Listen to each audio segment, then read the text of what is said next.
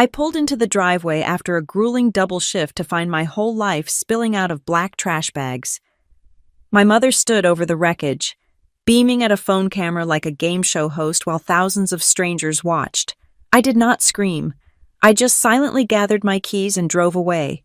Let them enjoy the likes now, because in 6 months, they would be on their knees begging me to save them from their own greed. My name is Avery Barnes. I was 32 years old, and I was currently smelling like a mixture of industrial floor cleaner and stale French fry grease. The heater in my Honda Civic was rattling, fighting a losing battle against the damp chill of a late October night in the suburbs of Cleveland, Ohio. My back ached in 3 different places. My feet felt swollen inside my non-slip work shoes. All I could think about was the generic rejection email I had received on my phone during my break at the diner. It was the 3rd one this week. I was tired. I was humiliated. I just wanted to crawl into the twin bed in my mother's basement, pull the quilt over my head, and sleep until noon. I turned the corner onto our street. It was a quiet neighborhood, the kind of place where people kept their lawns manicured and their secrets behind closed blinds. Most of the houses were dark, their windows blank and sleeping, except for one. My mother's house was lit up like a crime scene. At first, I thought it was the police. My heart hammered a sudden, violent rhythm against my ribs. I sat forward, gripping the steering wheel, squinting through the windshield.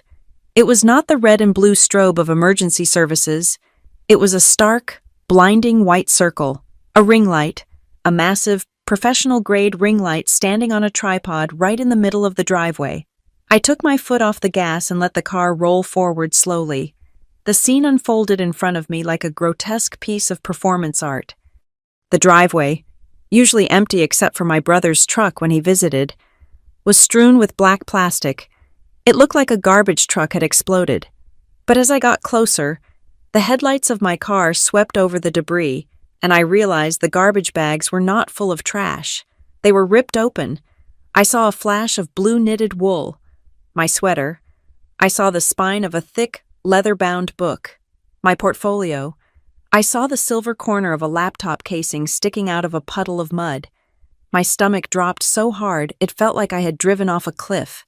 I put the car in park at the curb, killing the engine, but I did not get out immediately. I just watched. My mother, Darlene Barnes, was standing in the center of the chaos. She was wearing her Sunday best, a floral dress that she usually reserved for church or weddings, and her hair was done up in a stiff, hairsprayed helmet of curls. She was holding a microphone, a wireless one attached to the smartphone mounted in the center of that blinding ring light. She was smiling. It was a wide, toothy smile that did not reach her eyes. She looked like a game show host introducing the grand prize. I cracked my car window just an inch. The cold air bit at my face, carrying her voice, amplified and sharp. "And look at this, everyone," Darlene announced, gesturing grandly to the pile of my clothes soaking up the dirty driveway water. "This is what happens when you enable bad behavior. I have been too kind. I have been too soft. But tonight, we are taking our life back." She stepped over a pile of my sketchbooks. "She is 28 years old. You guys, 28? Can you believe it?" I sat frozen in the driver's seat. I was not 28. I was 32. She knew exactly how old I was. She had birthed me. But 28 sounded younger, more pathetic, more manageable for her narrative. It made me sound like a child who refused to grow up, rather than a woman who had hit a rough patch. "Actually," she corrected herself, leaning into the camera lens with a conspiratorial whisper, "she is well over 30, a parasite. That is the only word for it. A parasite living off my pension while I try to enjoy my golden years." A laugh barked out from the shadows near the garage. My brother, Gavin, stepped into the cone of artificial light. He was wearing his work boots and a grease-stained hoodie. He looked like he was having the time of his life. He held a can of beer in one hand and pointed at a garbage bag with the other. "Hey, Mom! You missed a spot!" Gavin yelled. He wound up his leg and kicked the bag. It was heavy, likely full of my winter coats. The bag rolled, tearing further open on the asphalt, and tumbled directly into a large puddle of rainwater that had gathered near the drain. The dirty water splashed up, soaking the fabric inside. Gavin laughed again. It was a wet, ugly sound. To the right of the ring light, my sister Blair was moving like a predator. She held a secondary gimbal with her phone attached, filming from a different angle. She was circling the mess, getting close-ups of my humiliation. She panned the camera over my worn-out sneakers lying in the grass. She zoomed in on a box of personal hygiene products that had spilled open. "Sad tour," Blair narrated, her voice pitching up into that fake, bubbly influencer cadence she practiced in the mirror. "This is the reality of the boomerang generation. Guys, look at this. It is just sad. Total failure to launch." I felt a heat rising up my neck. It wasn't just anger. It was a mixture of shame and absolute disbelief. They were not just kicking me out. They were broadcasting it. I opened the car door. The sound of the latch clicking echoed in the quiet street. Darlene stopped talking mid-sentence. She squinted past the glare of the ring light. "Oh, look." Darlene's voice went up an octave. "Here she is. The princess returns from her job." She made air quotes around the word job. Blair whipped around, aiming her gimbal at me. I could see the screen of her phone glowing. The chat was scrolling so fast, it was a blur of white text on a translucent background. I stepped out of the car. The wind cut through my thin diner uniform. I kept my face blank. I had learned a long time ago that giving Darlene a reaction was like pouring gasoline on a fire. She fed on tears. She thrived on screaming matches. I walked up the driveway. My boots crunched on the gravel. "Say hello to the viewers, Avery," Blair chirped, shoving the phone camera inches from my face. "We have 3,000 people watching right now. They want to know why you think it is okay to mooch off our mother." I looked past the phone. I looked at the comments floating by. "Get a real job. Kick her out. Darlene useless. She looks older than 30. Trash." Thousands of strangers. People I had never met. People who didn't know I worked 60 hours a week. People who didn't know I paid rent for that damp basement. They were judging my entire existence based on a 30-second clip orchestrated by my family. "Well," Darlene goaded, stepping closer. "Nothing to say. No excuses this time." Gavin snickered. "She is speechless. Cat got your tongue. Ave." I walked past them. I did not look at Gavin. I did not look at Darlene. I walked straight to the center of the pile where my desk contents had been dumped. My laptop was ruined. The screen was cracked, spiderwebbed from where it had hit the pavement. That was fine. It was old anyway. My clothes were soaked.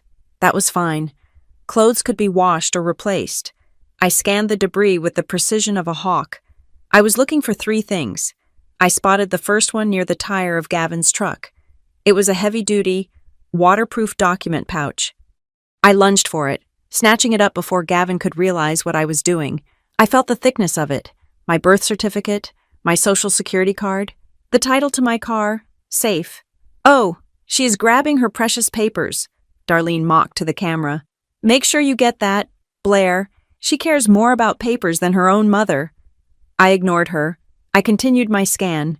There, under a pile of magazines, my external hard drive. It was ruggedized, orange rubber. It contained 10 years of design work, my portfolio, and my entire digital life. I grabbed it and shoved it into the deep pocket of my apron. One more thing. I kicked aside a wet cardboard box. I sifted through loose pens and tangled charging cables. "What are you looking for?" "Your dignity," Gavin shouted. Then I saw it. It was small, silver, and unremarkable to anyone else. A single key with a black plastic head. No label, no markings. It had fallen out of an old jewelry box that lay shattered near the grass. I snatched the key off the wet ground and closed my fist around it. The metal bit into my palm. It was cold and sharp. This key was the only thing I had left of my Aunt Sarah. I didn't know what it opened, but she had pressed it into my hand a week before she died and told me to keep it safe. I had what I needed. I stood up. "Get off my property," Darlene snapped, her voice suddenly dropping the sweet MC persona. "I want you gone, tonight, and don't think you are coming back to sneak inside." From across the street, a window opened. "Mr. Henderson, the neighborhood gossip who had lived there since the 80s, leaned out. "Yeah, you tell her. Darlene," he shouted. "Clean up the neighborhood." A cheer went up from the chat on Blair's phone. She was practically vibrating with excitement. This was her viral moment. This was the content that would finally get her the brand deals she was desperate for. I adjusted the document pouch under my arm. I took a breath. The air smelled of rain and betrayal. I turned slowly to face them. Blair was right there, the camera lens looking like a black, unblinking eye. I looked directly into it. I didn't scowl. I didn't cry. I didn't scream or beg or plead. I just looked. I stared into that lens with a dead, flat calmness that I didn't know I possessed. I imagined I was looking into the eyes of every single person typing hateful comments. I held the gaze for 1 second, 2 seconds. Blair actually took a half step back. The silence stretched, heavy and uncomfortable. For a brief moment, the chat slowed down. My expression wasn't the drama they wanted. It was a mirror, reflecting something ugly back at them. Then, I turned my back. "Hey," Gavin yelled, realizing the show was ending too soon. "Where do you think you're going?" I walked down the driveway. I stepped over my ruined duvet. I stepped past the broken remains of my favorite lamp. I reached my car and opened the door. "If you leave, Avery, you are dead to us," Darlene shrieked. It was a line from a soap opera, delivered with bad timing. "Do you hear me? You are nothing without me." I got into the car. I locked the doors. I placed the document pouch on the passenger seat and the hard drive in the cup holder. I kept the silver key in my hand, gripping it against the steering wheel. I started the engine. The heater rattled to life again. I put the car in reverse and backed out, leaving them there in their circle of artificial light. In the rearview mirror, I saw them standing like statues. Darlene was still talking to the camera, frantically trying to keep the momentum going, but the energy had shifted. They looked small. They looked ridiculous standing in the dark with their ring light and their trash bags. I drove. I didn't know where I was going. I had $42 in my bank account and half a tank of gas. I had no home. I had no family. My hands began to shake as the adrenaline started to fade, replaced by a cold, seeping shock. I wanted to pull over and vomit. I wanted to turn around and scream until my throat bled, but I didn't. I kept my eyes on the road, the yellow lines blurring slightly. If I said a single word, if I shed a single tear where they could see it, I would just be giving them an encore. I would be giving them part 2 of the show. I tightened my grip on the steering wheel until my knuckles turned white. 6 months. I thought. The words formed in my mind with the solidity of a tombstone. 6 months. They thought this was the end. They thought they had won. They thought they had flushed the parasite out of the house and gained 10,000 followers in the process. They had no idea what they had actually done. They had no idea about the key in my hand, or the papers in the pouch, or the secrets buried in the trust they didn't know I knew about. 6 months from now, my phone would light up with 80 messages in a single night. 6 months from now, Darlene would not be smiling at a camera. She would be crying in a lawyer's office. 6 months from now, Gavin and Blair would realize that the sister they threw away was the only person who could save them from prison. But tonight, I let them have their views. Tonight, I let them think they were the heroes of the story. I merged onto the highway, the city lights of Cleveland fading behind me into a blur of orange and red. I didn't turn on the radio. I just drove into the dark, the silence my only companion. But to understand how a mother could throw her own daughter away for internet clout, and to understand exactly how I was going to make them pay for every single like and share. We have to go back. We have to go back to before the ring light, before the trash bags, before I became the villain in their little reality show. 6 months earlier. 6 months ago, life was boring in the most beautiful way possible. I lived in a 1-bedroom apartment on the north side of Columbus, Ohio. It was not a luxury suite. The carpet was a beige industrial loop that had seen better decades, and the view from my single window was of a brick wall and a dumpster that got emptied every Tuesday morning at 5. But it was mine. That was the currency I valued most. I had a ritual on the first of every month that gave me a quiet, vibrating sense of satisfaction.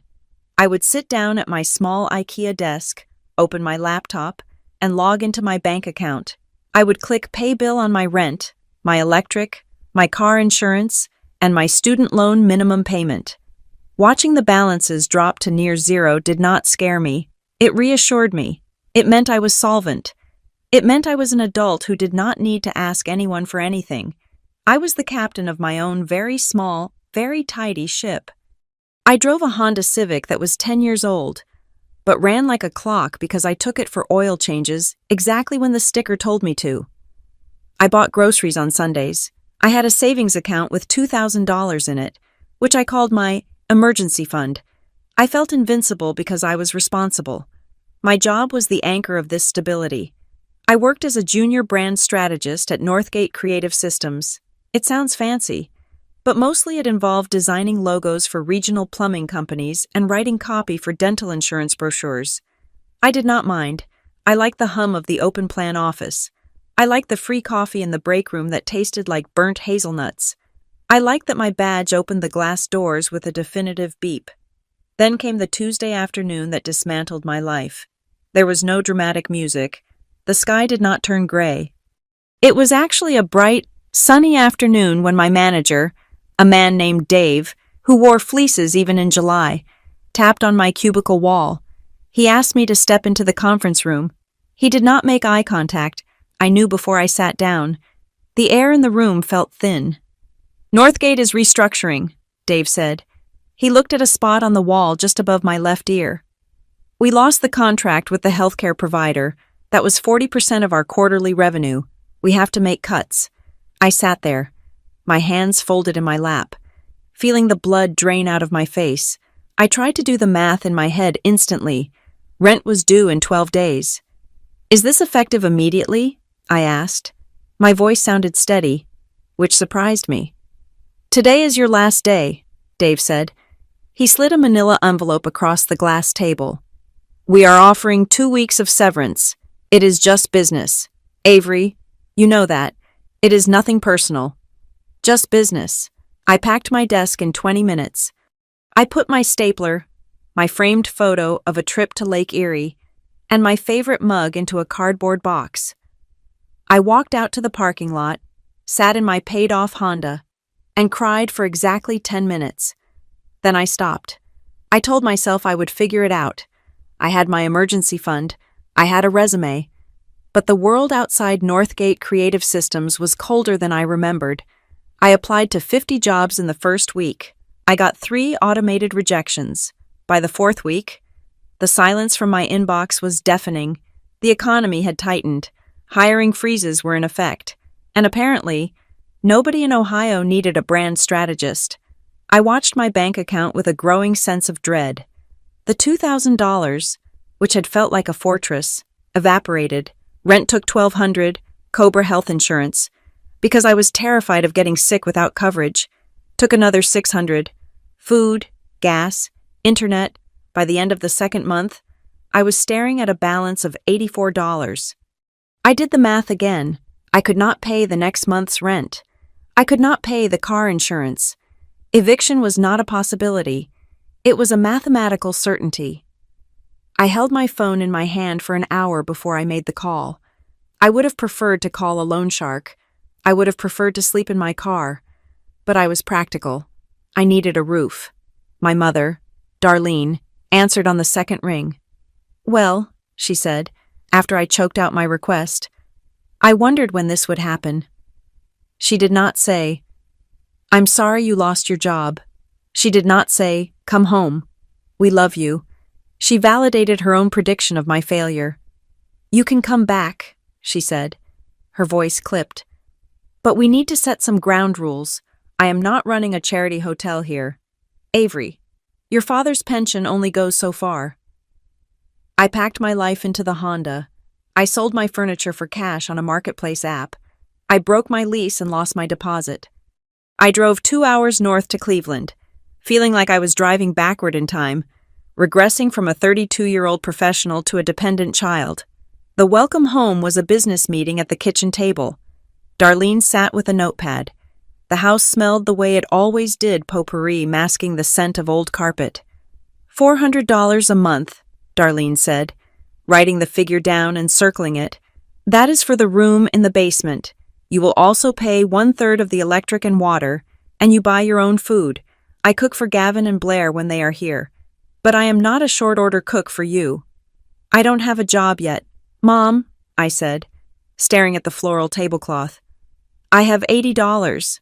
Then you better get one fast, she said. The diner on Main Street is hiring. I saw a sign. It is not fancy design work, but it pays cash. So that is what I did. I took the basement. It was damp and smelled of mildew. The small windows were at ground level, so my view was of grass blades and car tires. I set up my laptop on a folding card table I found in the garage. I got the job at the diner the next day. I went from designing corporate identities to scraping dried egg yolk off ceramic plates. I worked double shifts. I came home smelling of grease and bleach, my feet throbbing. I handed Darlene $400 in cash on the first of the month, and she counted it in front of me, licking her thumb to separate the bills. But the money was not the worst part. The narrative was the worst part. On Sunday mornings, I would hear Darlene on the phone with her friends from the church group or the neighbors. She would lower her voice to a stage whisper, ensuring I could hear her through the thin floorboards. "Oh, yes, Avery is back," she would say, sighing heavily. "It is a trial, honestly. But what can a mother do? I could not let her live on the street. I had to save her. She just does not have that drive. You know, not like Gavin." She painted herself as the martyr, the benevolent savior catching her fallen child. But when she hung up the phone and saw me coming up from the basement for a glass of water, her face would harden. "Do not go out the front door looking like that," she would snap, gesturing to my diner uniform. "Use the side door. I do not want the neighbors thinking I'm running a boarding house for failures. Do not embarrass me. Avery." Then there was Gavin. My brother was 2 years older than me. He worked for a mobile mechanic service and made good money, or at least he acted like he did.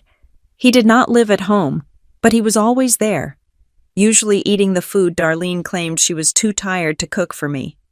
One Tuesday evening, about 3 months into my stay, I came up from the basement to heat up a can of soup. Gavin was sprawling at the kitchen table, picking at a roast chicken Darlene had made. He looked me up and down, blunt.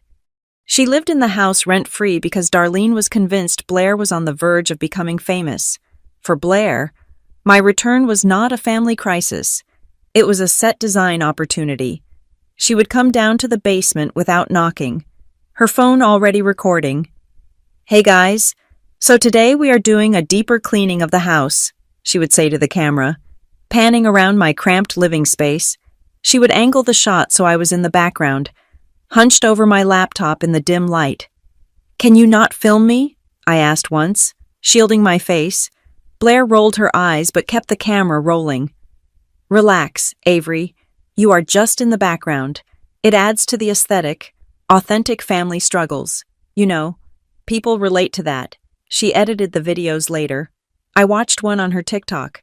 She had put a gray filter over the clips of me, making me look even more haggard and depressing, while she remained in bright, saturated color. The caption read, "Grateful for my hustle so I never end up stuck." Family vibes. Motivation. I was a prop. I was the before picture in her after lifestyle. I lay in the twin bed that night, listening to the furnace rumble next to my head. I stared at the unfinished ceiling beams. I felt small. I felt erased. The Avery who paid her bills and had a clean apartment felt like a character from a book I had read a long time ago. But I had a plan. I was saving. I was applying. I had a spreadsheet on my laptop tracking every penny. Just a few months. I whispered to the darkness, "Just endure it. Keep your head down. Save $2,000. Get a deposit. Leave." I thought I could fly under the radar. I thought if I paid my rent and stayed quiet, they would eventually get bored of kicking me. I did not realize that for people like Darlene, Gavin, and Blair, kicking someone when they were down was not a pastime. It was an addiction, and they were just getting started. The basement air was heavy, a stagnant mix of damp concrete and the metallic smell of my overheating laptop. My workspace was a masterclass in desperation. The folding table wobbled every time I typed more than 30 words a minute, and my laptop, a relic from my college days, was currently on life support. The battery held zero charge. If the magnetic power cord wiggled even a fraction of an inch to the left, the screen would die instantly. It was like performing surgery on a patient who was constantly trying to flatline. I sat there at 2 a.m, the blue light of the monitor reflecting in my tired eyes, sending out application number 45 for the week. Junior graphic designer, marketing coordinator, social media assistant. I was overqualified for all of them. Yet I tailored every cover letter with the precision of a diamond cutter, begging for the chance to earn a fraction of what I used to make. Above my head, the floorboards creaked. I knew the rhythm of the house. That heavy, dragging step was my mother. Darlene, getting a glass of water. The quicker, lighter thud was Blair, likely pacing while on a late-night call. I was not living with them. I was living under them. The first of the month arrived with the grim inevitability of a tax audit. I had just returned from a double shift at the diner, my apron smelling of burnt coffee and maple syrup. I had the cash ready. I always had the cash ready. It was the one shield I had left. Darlene was waiting for me in the kitchen. She sat at the head of the table, a calculator placed neatly beside her tea mug. "Here," I said, placing the envelope on the table. $400, plus $62 for the electric bill share. Darlene did not say thank you. She picked up the envelope and opened it. She pulled out the bills, 20s, mostly, from my tips and began to count them. She licked her thumb before snapping each bill down onto the tablecloth. Snap, snap, snap. It was a performance. She was checking for counterfeits. She was checking for mistakes. She was checking to see if I would flinch. "The water bill was higher this month," she said, not looking up. "You are taking too many showers. I heard the pipes running at midnight." "I work at a diner." "Mom," I said, keeping my voice level. "I come home smelling like grease. I need to shower." "It creates moisture in the basement," she countered, finally looking at me. Her eyes were hard, assessing. "Mold is expensive to fix. Avery, I am already doing you a favor by letting you stay here at this rate. Do not make me regret my charity." "I am paying rent," I reminded her. "It is not charity." Darlene laughed. It was a short, sharp sound. $400 in this economy that barely covers the inconvenience of having you back. Do not forget, Avery, you still owe me for 18 years of raising you. The food, the clothes, the braces on your teeth. You think a few $100s makes us even... I bit the inside of my cheek until I tasted copper. This was the trap. In Darlene's ledger, I was born with a debt I could never repay. Existence was a loan she had granted me, and the interest rate was variable based on her mood. I went downstairs without arguing. If I argued, the rent would go up. 2 days later, the boundary violations escalated from financial to physical. I had a rare morning off. I planned to drive to the public library to use their high-speed internet for a video interview I had managed to secure. I grabbed my keys and went out to the driveway. My Honda was gone. Panic, cold and sharp, spiked in my chest. I thought it had been repossessed. I thought I had missed a payment. I pulled out my phone to call the police, but then I saw a text from Gavin. Borrowed the whip. My truck is in the shop. Back by noon. He had not asked. He had just taken. My spare key hung on the hook by the back door, and he had just helped himself. I waited. Noon came and went. My interview time was 1 o'clock. I paced the driveway, calling his phone. It went straight to voicemail, at 1:15. I missed the interview. I sat on the front porch steps, head in my hands, listening to the birds chirp in the suburban silence. The opportunity I had spent 3 days preparing for was gone. At 2:30, my Honda rolled into the driveway. Gavin hopped out, whistling, swinging the keys on his finger. "You missed your time," I said. standing up. My voice was trembling, not with sadness, but with a rage I was struggling to cap. I had an interview. Gavin, I missed it. He looked at me, genuinely confused. Chill out, Ave. It is just a car. I had to run parts across town. Emergency job. Big money. You could have asked, I said. You could have texted before you took it. We are family, he said, tossing the keys at me. I fumbled to catch them. What is mine is yours. Right family does not count pennies or miles. Do not be so uptight. That is probably why you got fired from the city job. You stress too much. I got into the car to move it into the garage. The fuel light was screaming orange on the dashboard. The range indicator read 4 miles to empty. He had driven it until the tank was dry and left it for me to fill. I gripped the steering wheel, my knuckles turning white. Family doesn't count pennies, he had said, but they certainly counted mine. The invasions of privacy were subtler but more dangerous. My basement room had no lock.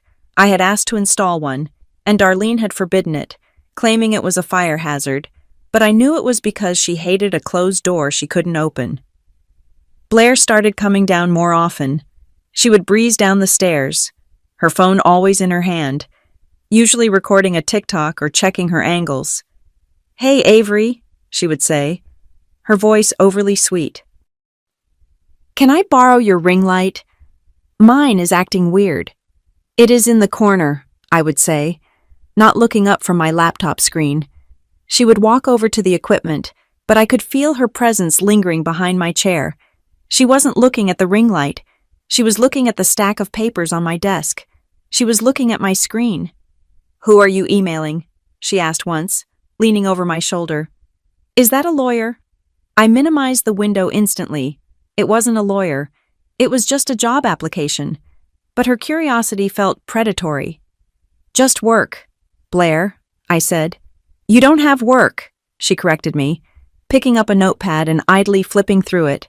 You have a job at a diner. This other stuff, it is just a hobby, right? Like, you are not actually making money. Please don't touch my notes, I said, taking the pad from her hand. She smirked, grabbing the ring light. Touchy. You know, Mom says you are getting obsessive down here, like a hermit. It is not healthy. She left, but the feeling of being watched remained. I started hiding my notebook under the mattress. I started clearing my browser history every time I stood up. Then, the breakthrough happened. It was a Tuesday afternoon. The email pinged into my inbox with a subject line that made my heart stop. Offer of contract employment. Indianapolis Creative Solutions. I opened it, my hands shaking. It was a remote position, branding consultant, 6-month contract with a strong possibility of converting to full-time. The pay was not what I made before, but it was enough. It was enough to rent an apartment in Dayton or maybe a studio in Cincinnati. It was enough to leave. I read the contract 3 times to make sure it was real. I wanted to scream. I wanted to cry. The relief was so physical, it felt like a weight being lifted off my lungs. I made a mistake then. I let my guard down. I went upstairs to dinner that night feeling lighter than I had in months. Darlene was serving meatloaf. Gavin was there, complaining about a customer who refused to pay for a transmission flush. Blair was editing photos on her phone at the table. I have news, I said. I couldn't help the smile that tugged at the corners of my mouth. The table went quiet. They looked at me, not with anticipation, but with suspicion. I got a job, I said. A real one, in my field. It is a remote contract with a firm in Indianapolis. It starts in 2 weeks. I waited for the congratulations. I waited for good job. Darlene set her fork down slowly. She chewed, swallowed, and wiped her mouth with a napkin. Contract, she asked. So, not a real job, freelance. It is full-time hours, I explained, the excitement leaking out of me like air from a punctured tire. And it pays well. I can move out in a month or 2. The atmosphere in the room shifted instantly. It went cold. Move out, Gavin laughed, shaking his head. You just got here. You are going to bail on Mom again after she set up that whole room for you. I thought the point was for me to get back on my feet, I said, looking at Darlene. Darlene sighed, a sound of profound disappointment. Avery, you always do this. You get one little bit of good news and you think you are Queen of England. Freelance is barely a step up from unemployment. It is unstable. It is childish. You need security. This is security, I argued. It is a signed contract. For 6 months, Darlene pointed out. And then what? You will be back here, crying on my doorstep, except this time you will have wasted money on an apartment you cannot afford. She leaned forward, her eyes locking onto mine. People like you, Avery, she said softly, are not built for the high-pressure world. You crumble. We saw it happen. Why can you not just be grateful for the simple life work at the diner? Save your money here. Stop trying to be something you are not. People like you. The phrase hung in the air. It wasn't just an insult. It was a diagnosis. She was telling me that my failure was innate, genetic, inevitable. She didn't want me to succeed because my success proved her wrong. My dependence made her feel powerful. My independence made her feel obsolete. I looked at Gavin, who was smirking. I looked at Blair, who was barely hiding a smile. They didn't want me to leave. They needed someone to be the mess, so they could feel clean. I am going to take it, I said quietly. Do what you want, Darlene said, picking up her fork. But do not come crying to me when it falls apart, and do not think you can stop paying rent just because you have some imaginary internet job. I finished my dinner in silence. I washed the dishes. I went back downstairs. My heart was pounding with a new kind of rhythm. It wasn't fear anymore. It was clarity. They were not my safety net. They were the spider web. I sat down at my wobbly table. I changed the password on my laptop to a string of random characters 20 digits long. I took my external hard drive and taped it to the underside of the lowest drawer in the dresser, a place no one would look. I gathered my birth certificate and passport and put them in my bag, but in my haste, in the swirling, chaotic energy of my anger and determination, I made a critical error. I had printed out the offer letter and the non-disclosure agreement from the Indianapolis firm to sign and scan back to them. I signed them with a flourish of blue ink. Then, tired and emotionally drained, I turned off the light. I crawled into bed. I left the papers sitting right there on the table, in the dark. I stared at the ceiling. The silence of the house felt different now. It wasn't just quiet. It was waiting. My news hadn't been received as a victory. It had been received as a threat. I had signaled that I was planning to escape, and I had foolishly assumed they would let me walk out the door without a fight. As I drifted into a restless sleep, I didn't know that upstairs. The floorboards were creaking not because Darlene was getting water, but because plans were changing. I had shown my hand. Now, they were going to play theirs. The morning of the day my life imploded began with a request that was so mundane, so helpful on the surface, that I should have known it was a trap. I was down in the basement, buttoning my diner uniform. My eyes felt gritty from lack of sleep. The contract from Indianapolis was still sitting on the folding table, a stark white rectangle against the fake wood grain. I had fallen asleep staring at it, and in my rush to get ready for the breakfast shift, I had not yet filed it away. I heard the basement door creak open. Steps thudded down the stairs quick, light, energetic. Avery, are you decent? It was Blair. She rounded the corner wearing a full face of makeup at 8 in the morning. She was holding 2 mugs of coffee. This was unprecedented. Blair did not share caffeine. Blair hoarded caffeine. I brought you the dregs of the pot, she said, holding out a mug that said Girl Boss in gold script. Peace offering. I know I was annoying about the ring light the other day. I took the mug. Suspicious. Thanks. What is with the face? I gestured to her heavy contouring and false lashes. Oh, huge day, she said, leaning against the support beam, blocking my view of the table.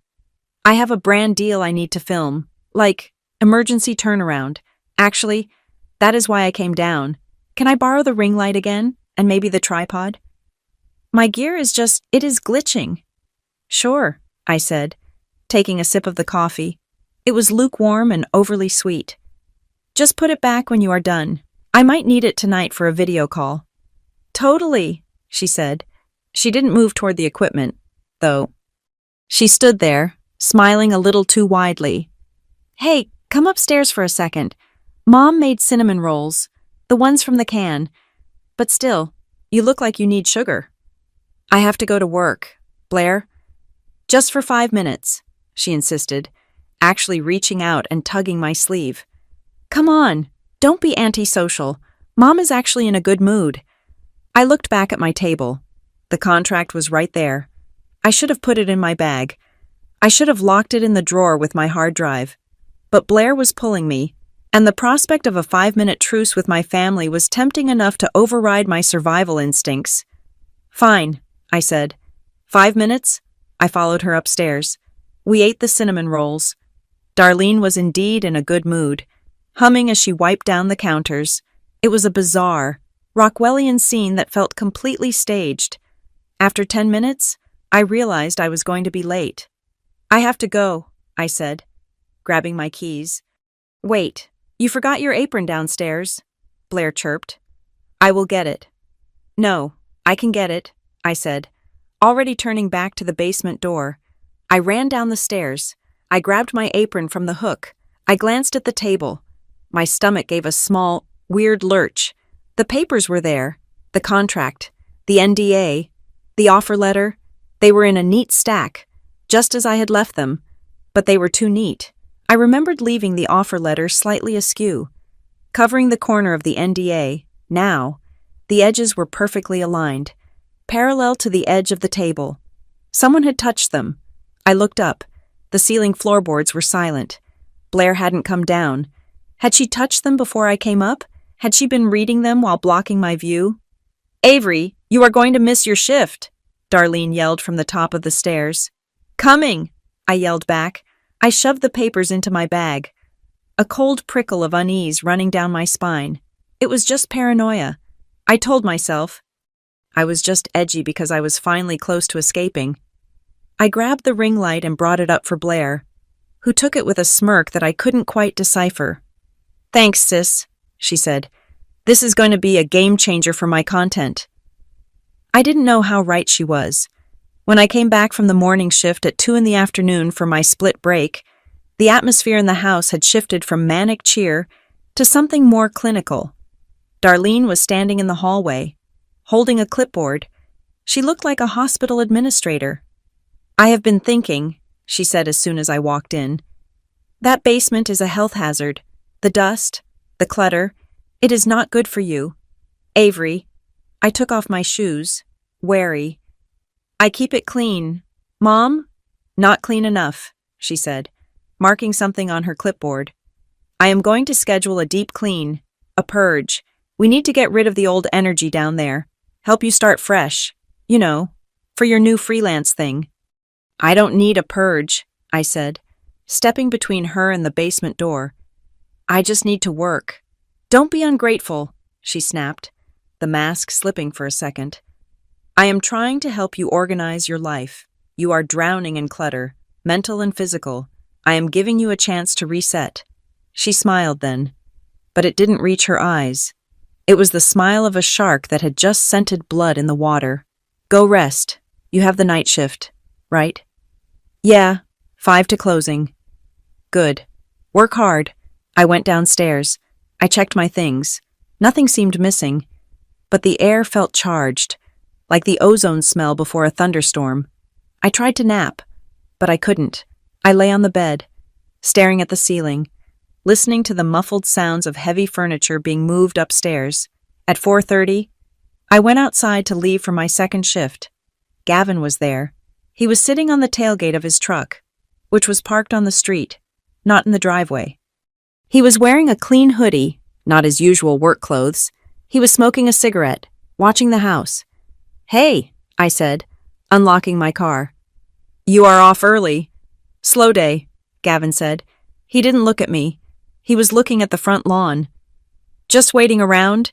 Mom said she is making a big dinner later. Nice. Save me some, I said automatically. Yeah, Gavin said. He took a long drag of the smoke and finally looked at me. There was a weird glint in his eyes. Anticipation, nervousness. You have a good shift, Avery. Drive safe. It was the drive safe that stuck with me. Gavin never told me to drive safe. He usually told me to drive faster so I wouldn't be late. I drove to the diner. The evening rush was brutal. I ran from table to table, pouring coffee, balancing plates of pancakes and burgers. The noise was deafening, the clatter of silverware, the hiss of the grill, the screaming of a toddler in booth 4. Usually, when I had a second to breathe, I would check my phone. The family group chat, titled Barnes Bunch, was usually active around dinner time. Blair posting pictures of her food, Mom complaining about the neighbors, Gavin sending memes. Tonight, I checked it at 6. Nothing. I checked it at 7. Silence. I checked it at 8. Dead air. The silence was heavy. It was the silence of a group of people who were communicating, just not with me. They had a side channel. I knew it in my gut. By the time I clocked out at 10, my anxiety was a physical weight in my chest. I felt like I was walking on a tightrope over a pit of vipers. I just wanted to get home, lock myself in the basement, and sign the contract online. Then I would sleep. I drove home. The streets were dark. The closer I got to the house, the tighter my chest felt. I turned the corner, and then I saw the light. The scene from earlier that night played out again. But this time, the shock was replaced by a horrifying, crystal-clear understanding. I saw the ring light my ring light, the one Blair had borrowed for her brand deal. I saw the trash bags, the result of Darlene's deep clean and fresh start. I saw Gavin, who had been waiting on his tailgate for hours for the show to start. It wasn't a tantrum. It wasn't a spur-of-the-moment eviction because they were mad about the rent. It was a production. I sat in my car, watching my mother perform for the live stream. The pieces clicked into place with the violence of a car crash. Blair distracting me, Darlene scoping out the room, Gavin waiting for the call time. They had planned this. They had scripted this. They waited until I was at work, defenseless, to execute the scene for maximum dramatic effect. I walked up the driveway. I felt numb, detached, like I was watching a movie of myself. I ignored Darlene's voice, which was shrill and theatrical. I ignored Blair's camera lens, which looked like the barrel of a gun. I walked into the debris field of my life. I grabbed the waterproof pouch with my documents. I grabbed the hard drive from my apron pocket where I had luckily kept it. I looked down at a pile of papers that had been dumped into a puddle, my sketchbooks, my notes, and there, half buried under a torn envelope, was something that caught the glare of the ring light. It was a key. It wasn't one of mine. It was small, silver, with a generic black plastic head. It had fallen out of a ripped manila folder that I didn't recognize, a folder made of thick, expensive cardstock, cream-colored. Not the cheap yellow Office Depot kind I used. The folder was shredded, destroyed by Gavin's boots or the wet pavement. But the key remained. I didn't know what it was. I didn't remember buying it. I didn't remember ever seeing it before. But my hand moved on its own. I reached down, my fingers brushing against the cold, wet asphalt, and snatched the key. I closed my fist around it. It felt heavy. It felt important. Get out. Darlene was screaming now, hitting her crescendo. I looked at the camera. I gave them that one. Long stare. The stare that said, I see you. Then I walked away. I got into my car. My hands were shaking so hard I could barely turn the ignition. I backed out, leaving the circus behind. I didn't go to a hotel. I didn't go to a parking lot. I drove straight to the one place I hadn't visited in 6 months because I was too ashamed of my situation. I drove to Jenna's. Jenna was my best friend from college. She was a paralegal, sharp as a tack, cynical, and fiercely loyal. I had ghosted her when I lost my job because I couldn't bear to tell her I was living in my mother's basement. Now, I was showing up on her doorstep at 11 at night, soaking wet, homeless, and holding a mysterious key. I parked in front of her apartment complex. I turned off the engine. The silence of the car was sudden and overwhelming. I opened my hand. The key was sitting in my palm. warm now from my body heat. It was just a small piece of metal, but as I looked at it, a strange memory flickered in the back of my mind. A memory of my Aunt Sarah, my mother's sister who had passed away 2 years ago. If you ever get locked out. Avery. She had whispered to me once at a family barbecue, pressing something into my hand that I had laughed off and shoved into a junk drawer. You make sure you have a way back in. Was this it? Had this been in the junk drawer I had emptied into a box when I moved home? I didn't know, but as I stared at the key, I felt a shift in the universe. They had thrown out my trash, but they had accidentally handed me a weapon. I got out of the car and walked to the buzzer. I pressed the button for 4B. Who is it? Jenna's voice crackled, groggy and annoyed. It's Avery, I said, my voice breaking for the first time that night. I need help, and I think I found something. Jenna pulled the door open before I could press the buzzer a second time. She was wearing oversized flannel pajamas and her hair was wrapped in a silk scarf, but her eyes were wide awake and sharp as broken glass. She did not ask if I was okay. She did not hug me. She looked at my soaked uniform, the garbage bag full of clothes I was clutching to my chest, and the wild look in my eyes. Then she stepped back and said 4 words, "Show me the video." I walked into her apartment. It smelled of lavender and old books, a scent that usually calmed me, but tonight my adrenaline was spiking too high for comfort. I dropped my bag on her floor and collapsed onto her beige sofa. My hands were shaking so badly I could hardly unlock my phone. I can't, I whispered. I can't watch it again. Jenna, I lived it 10 minutes ago. We are not watching it for entertainment, Jenna said, grabbing her laptop from the coffee table and sitting next to me. We are watching it for evidence. Blair is an idiot, but she is a high-definition idiot. If they filmed a crime scene, we need to see the body. My phone buzzed. It was a direct message on Instagram from a user I did not recognize. The handle was something generic like Ohio Gal 99. The message was short. I screen-recorded this before she deleted the VOD. Thought you should have it. Your family is messed up. Send it to me, Jenna commanded. I forwarded the file. Jenna opened it on her laptop and cast it to her large television screen. Suddenly, my mother was 5 feet tall in Jenna's living room. The image was crisp, illuminated by the harsh, professional glare of the ring light. I saw myself walking up the driveway. I looked small and tired. I saw Gavin kick the bag. I saw the water splash. Pause, Jenna said. The image froze. Gavin's leg was mid-swing. Look at the trash, Jenna said, pointing at the screen. Avery, look at the trash. I forced myself to look.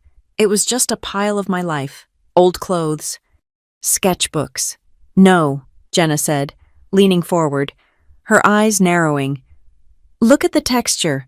That is not printer paper. That is not a magazine. She tapped the arrow key, advancing the video frame by frame. The bag Gavin had kicked had split open. Amidst the wet socks and cheap receipts, a rectangular object had slid out. It was a long envelope. Even on the screen, the color was distinct, a rich creamy ivory, not the stark white of junk mail, and on the flap, caught in the unforgiving light of the LED ring, was a raised, embossed seal. That is linen stock, Jenna murmured. She worked at a law firm. She knew her stationery. That is 25 cents an envelope. Nobody sends a bill or a flyer in that. That is formal correspondence. I squinted. A memory, sharp and sudden, pierced through the fog of my exhaustion. I had seen envelopes like that before. Years ago, when I was fresh out of college and living at home for a brief stint, I used to see them in the mail stack on the kitchen counter, thick, heavy envelopes addressed to me, but every time I reached for them, Darlene would be there. Oh, those are just tax updates, she would say, snatching them away with a dismissive wave of her hand. Boring IRS stuff, totally incomprehensible. I will put them with the family file so the accountant can handle it. Don't worry your pretty little head about it. I had believed her. Why would I doubt my mother about taxes? I hated paperwork. I was grateful she was handling it. Zoom in, I said. My voice sounded hollow. Jenna pinched the trackpad. The image magnified. The resolution held up. We could read the return address printed in elegant black serif font in the corner of the envelope. Klein Associates, attorneys at law. That is not an accountant, Jenna said flatly. That is a high-end estate planning firm in downtown Cleveland. Why is a high-end estate firm writing to you? Avery. I don't know, I said. I never opened them. Okay, keep watching, Jenna said. She hit play. On screen. Blair was panning the camera, doing her sad tour commentary. The camera swept over the folding table that Gavin had tossed onto the grass. My papers were scattered everywhere. Stop, I shouted. Jenna slammed the spacebar. Go back. 2 seconds. She rewound. The camera panned over the wet grass. Lying face up, soaking in a puddle, was a single sheet of paper that must have fallen out of that cream envelope or another one like it. The water had made the paper translucent, but the bold header was still legible in black ink. Account Summary, Q3, 2024. Beneficiary, Avery Jean Barnes Entity, the Barnes Family Trust. The air left the room. Trust, I whispered. We don't have a trust. We are broke. Mom clips coupons for laundry detergent. Jenna turned to me, her face pale. Avery, broke people do not have trusts managed by Klein Associates, and broke people certainly do not receive quarterly account summaries. I reached into my pocket. My fingers closed around the cold metal of the silver key I had snatched from the driveway. I pulled it out and held it up to the light. The key, I said. It fell out of a folder, a thick folder. I looked at the key properly for the first time. It was not a house key. It was flat, with a specific groove pattern and a number stamped into the metal 404. That is a safe deposit box key, Jenna said, or a private document box key. Aunt Sarah, I said. The realization hit me so hard I felt dizzy. My Aunt Sarah, she was in real estate. She died 2 years ago. Everyone said she died with debt. Mom said there was nothing left but bills. Your mom is a liar, Jenna said. It wasn't an insult. It was a statement of fact based on the evidence on the screen. And she just broadcasted the proof to 3,000 people because she was too arrogant to check the trash before she threw it out. I didn't sleep. I spent the night on Jenna's couch, staring at the ceiling, replaying every conversation I had ever had with Darlene about money. The guilt trips, the rent payments, the way she scrutinized my grocery receipts. You owe me, she had said. You are a parasite. At 8 o'clock the next morning, I called the number I had memorized from the envelope on the screen. Klein Associates, how may I direct your call? The receptionist's voice was smooth as velvet. My name is Avery Barnes, I said. I was surprised by how steady my voice was. I am calling to speak to Marianne Klein. There was a pause, a click, then a different voice came on the line. It was older, authoritative, and sharp. Avery Barnes, the woman asked. Is this truly Avery Barnes? Yes, I said. I believe you have been sending me mail. Sending you mail. Marianne Klein let out a dry, humorless laugh. Ms. Barnes, we have been sending you certified letters for 18 months. We have sent couriers.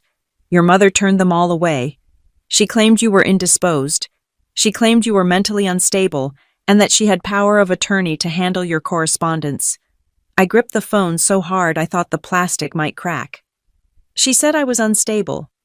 She implied it strongly enough that we were preparing to petition the court for a welfare check. Marianne said, We manage the Sarah Jenkins Trust. You are the sole beneficiary of the liquid assets and a 50% stakeholder in the real estate portfolio. Your brother and sister were left specific chaotic sums $5,000 each, but the bulk of the estate was left to you. Sarah was very clear. She said you were the only one with a head for the future. The room spun. Sole beneficiary, real estate portfolio. Why didn't I know? I asked. Because the correspondence was going to your address of record. Marianne explained, which, for the last 6 months, has been your mother's house, and before that, when you moved, We received a change of address form redirecting mail to her house, signed by you, or at least, signed with your name. Forgery. She had forged my signature to steal my inheritance while I was scrubbing dishes to pay her rent. I need to see the file, I said. I need to see everything. Can you come in today? Marianne asked. We are located in the Tower City building. I will be there in an hour, I said. I hung up. Jenna was standing in the kitchen doorway, holding 2 mugs of coffee. She had heard enough. So, she asked. She stole it, I said. The anger that had been burning hot all night suddenly cooled into something solid and terrifyingly heavy. It settled in my gut like a stone. She knew about the trust. She hid the letters. She forged my signature. And I looked at the silver key on the coffee table. And she probably has not been able to access the main capital because she did not have this, I said, picking up the key. This must be for the physical deed box or the authentication. Aunt Sarah gave it to me directly. Mom could not get to the money without me, so she tried to break me until I signed whatever she put in front of me. Jenna sat down next to me. What are you going to do? Are you going to go over there, scream at her, post the truth on TikTok? I thought about the ring light. I thought about the comments scrolling by, get a job, parasite. I thought about Gavin laughing as he kicked my life into a puddle. If I went there now, screaming and crying, I would just be the crazy daughter again. Darlene would spin it.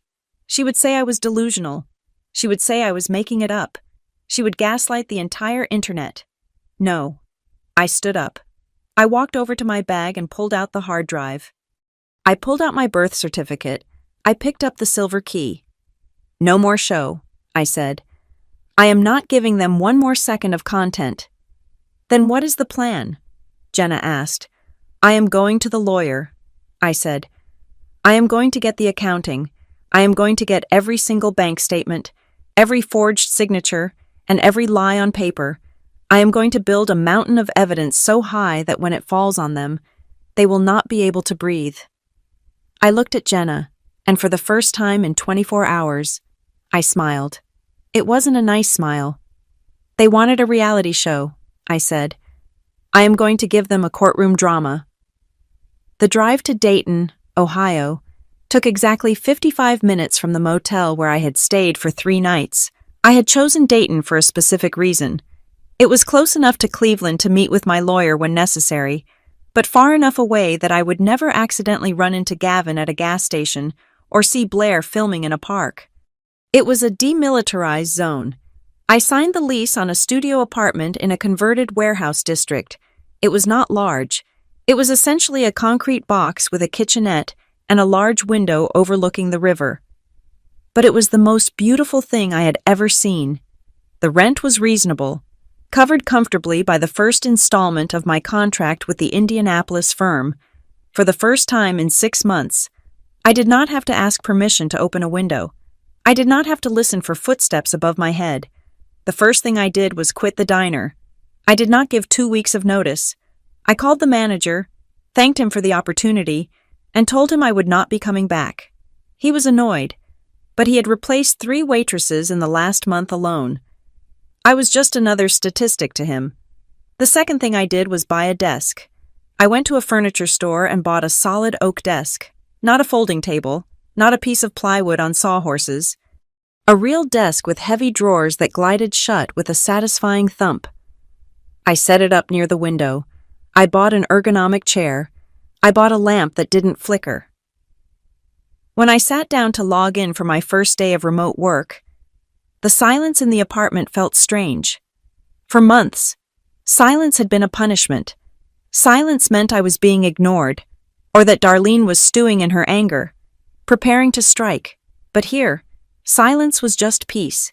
It was a blank canvas. I worked. I designed branding kits. I answered emails. I joined video calls where people called me Avery and asked for my professional opinion, not my table number. I felt the rust falling off my brain. I was not a parasite. I was a professional. And every dollar that landed in my new bank account at a bank my mother did not know existed was a brick in the wall I was building between us. But while I rebuilt my days, my nights were dedicated to the demolition of theirs. Marianne Klein was as efficient as a surgeon. 2 weeks after I hired her, a courier delivered a heavy packet to my new address. It was the accounting. I sat at my new oak desk, a cup of tea steaming beside me, and opened the file. It was a forensic dissection of the Barnes family trust. Aunt Sarah had been smarter than I gave her credit for. She had known Darlene was terrible with money. She had known Gavin was reckless. So, she had locked the assets up. The trust held 3 primary assets. First, a 30% ownership stake in the house in Cleveland, the house Darlene lived in, the house she had kicked me out of. Technically, I owned the basement I had been sleeping in and the driveway where they had thrown my clothes. Second, a 50% equity stake in Gavin's Mobile Mechanics. Aunt Sarah had provided the seed money for his first truck years ago, and she had retained equity to ensure he paid it back. He never had. Third, and most surprising, was a commercial property, a self-storage facility called Safe Keep Storage, on the outskirts of town. It was a modest operation, 200 units, but it generated steady, passive income. I read the lines of the ledger, my finger tracing the numbers. Revenue, revenue, revenue. Then I hit the section marked Liabilities and Encumbrances. My heart hammered against my ribs. There was a loan, a massive 6-figure business loan taken out 18 months ago. The collateral listed for the loan was the Safe Keep Storage facility. I flipped to the next page to see the authorization. Borrower Darlene Barnes. Trustee, cosigner. Beneficiary approval, Avery Barnes. I stared at the signature. It was a looping, elegant scrawl. It looked like my handwriting. It had the same slant, the same pressure points. If I did not know better, I might have thought I wrote it, but I had not. 18 months ago, I was living in Columbus, working my corporate job, completely unaware that this trust even existed. I picked up my phone and dialed Marianne. "You saw it?" Marianne asked. She did not waste time with pleasantries. "I see a signature that is not mine," I said. "She forged my name to mortgage the storage units." "Correct," Marianne said. "We ran a preliminary handwriting analysis. It is a decent forgery, likely practiced, but it has tremors consistent with hesitation. But here's the part that will interest you. Avery, we traced the disbursement of the loan funds." "Where did the money go?" I asked, though I had a sick feeling I already knew. "It did not go into the storage business," Marianne said. "It went into 2 personal accounts. One belongs to Gavin Barnes. It appears to have paid off a significant amount of credit card debt and purchased a new hydraulic lift system. And the other half went to a business entity registered as Blair B. Creative." Marianne said, "The itemized expenses include high-end camera equipment, lighting rigs, a studio renovation, and travel expenses for content trips." I closed my eyes. The ring light, the massive, blinding ring light that Blair had set up in the driveway to broadcast my humiliation to the world. The camera she had shoved in my face. The microphone Darlene had held like a game show host. They had bought the instruments of my destruction with my own stolen money. The irony was so sharp it felt like a physical puncture wound. They hadn't just kicked me out. They had used my inheritance to finance the production quality of the eviction. "This is fraud," I said. "This is embezzlement." "It is," Marianne confirmed. "And because she used the trust assets as collateral without the consent of the primary beneficiary, she has breached her fiduciary duty. If the bank finds out the signature is forged, they will call the loan immediately. They will seize the storage units. But before we pull that trigger, we need to be bulletproof. What do I do?" "You document," Marianne said. "We are moving to the discovery phase. I am going to demand a full audit of every receipt, but you need to gather everything you have on your end. Texts, emails, videos, anything that proves their intent or their knowledge of your financial status." I hung up and opened a new folder on my laptop. I named it The Receipts. I started with the Livestream. Jenna had sent me the file. I watched it again, not with pain this time, but with a cold, analytical eye. I noted the timestamp when Darlene claimed I was a parasite. I cross-referenced it with the date on the loan document where she had stolen $100,000 in my name. Lie. I typed in my spreadsheet, claim Avery is a financial burden. Fact, Avery is the unknowingly funding source for the household. I went through my text messages. I found texts from Gavin asking for gas money. Texts from Darlene demanding rent. Gavin, yo. Can I get 20 for the tank? Card isn't working. Date November 12th. Context, Gavin had received $50,000 of trust money 4 months prior. I found the reviews on my professional portfolio. The 1-star ratings that had appeared the day after the live stream. Unprofessional, rude, stole designs. The usernames were fake, but the linguistic patterns were familiar. One used the word aesthetic 3 times. Blair. I took screenshots. I logged IP addresses where I could. I built a timeline of abuse that ran parallel to a timeline of theft. 2 days later. Marianne called me again. Her voice was lower, more serious. I sent the initial demand letter this morning, she said. I informed them that I represent you and that we are conducting a review of the trust's administration. I did not mention the forgery yet. I want to see how they react. They will panic, I said. They will do more than panic, Marianne warned. Avery, you need to be ready. When people like this get cornered, they do not confess. They attack. And then, when attacking does not work, they manipulate. I am ready, I said. Are you? Marianne asked. They are going to call you. They are going to cry. Your mother will talk about her health. She will say she did it for the family. She will say you are ungrateful. She will try to make you feel like the villain for asking where your money went. I looked out the window at the river flowing steadily through Dayton. I thought about the key in my pocket. Let them call, I said. You need a script, Marianne said. Do not engage.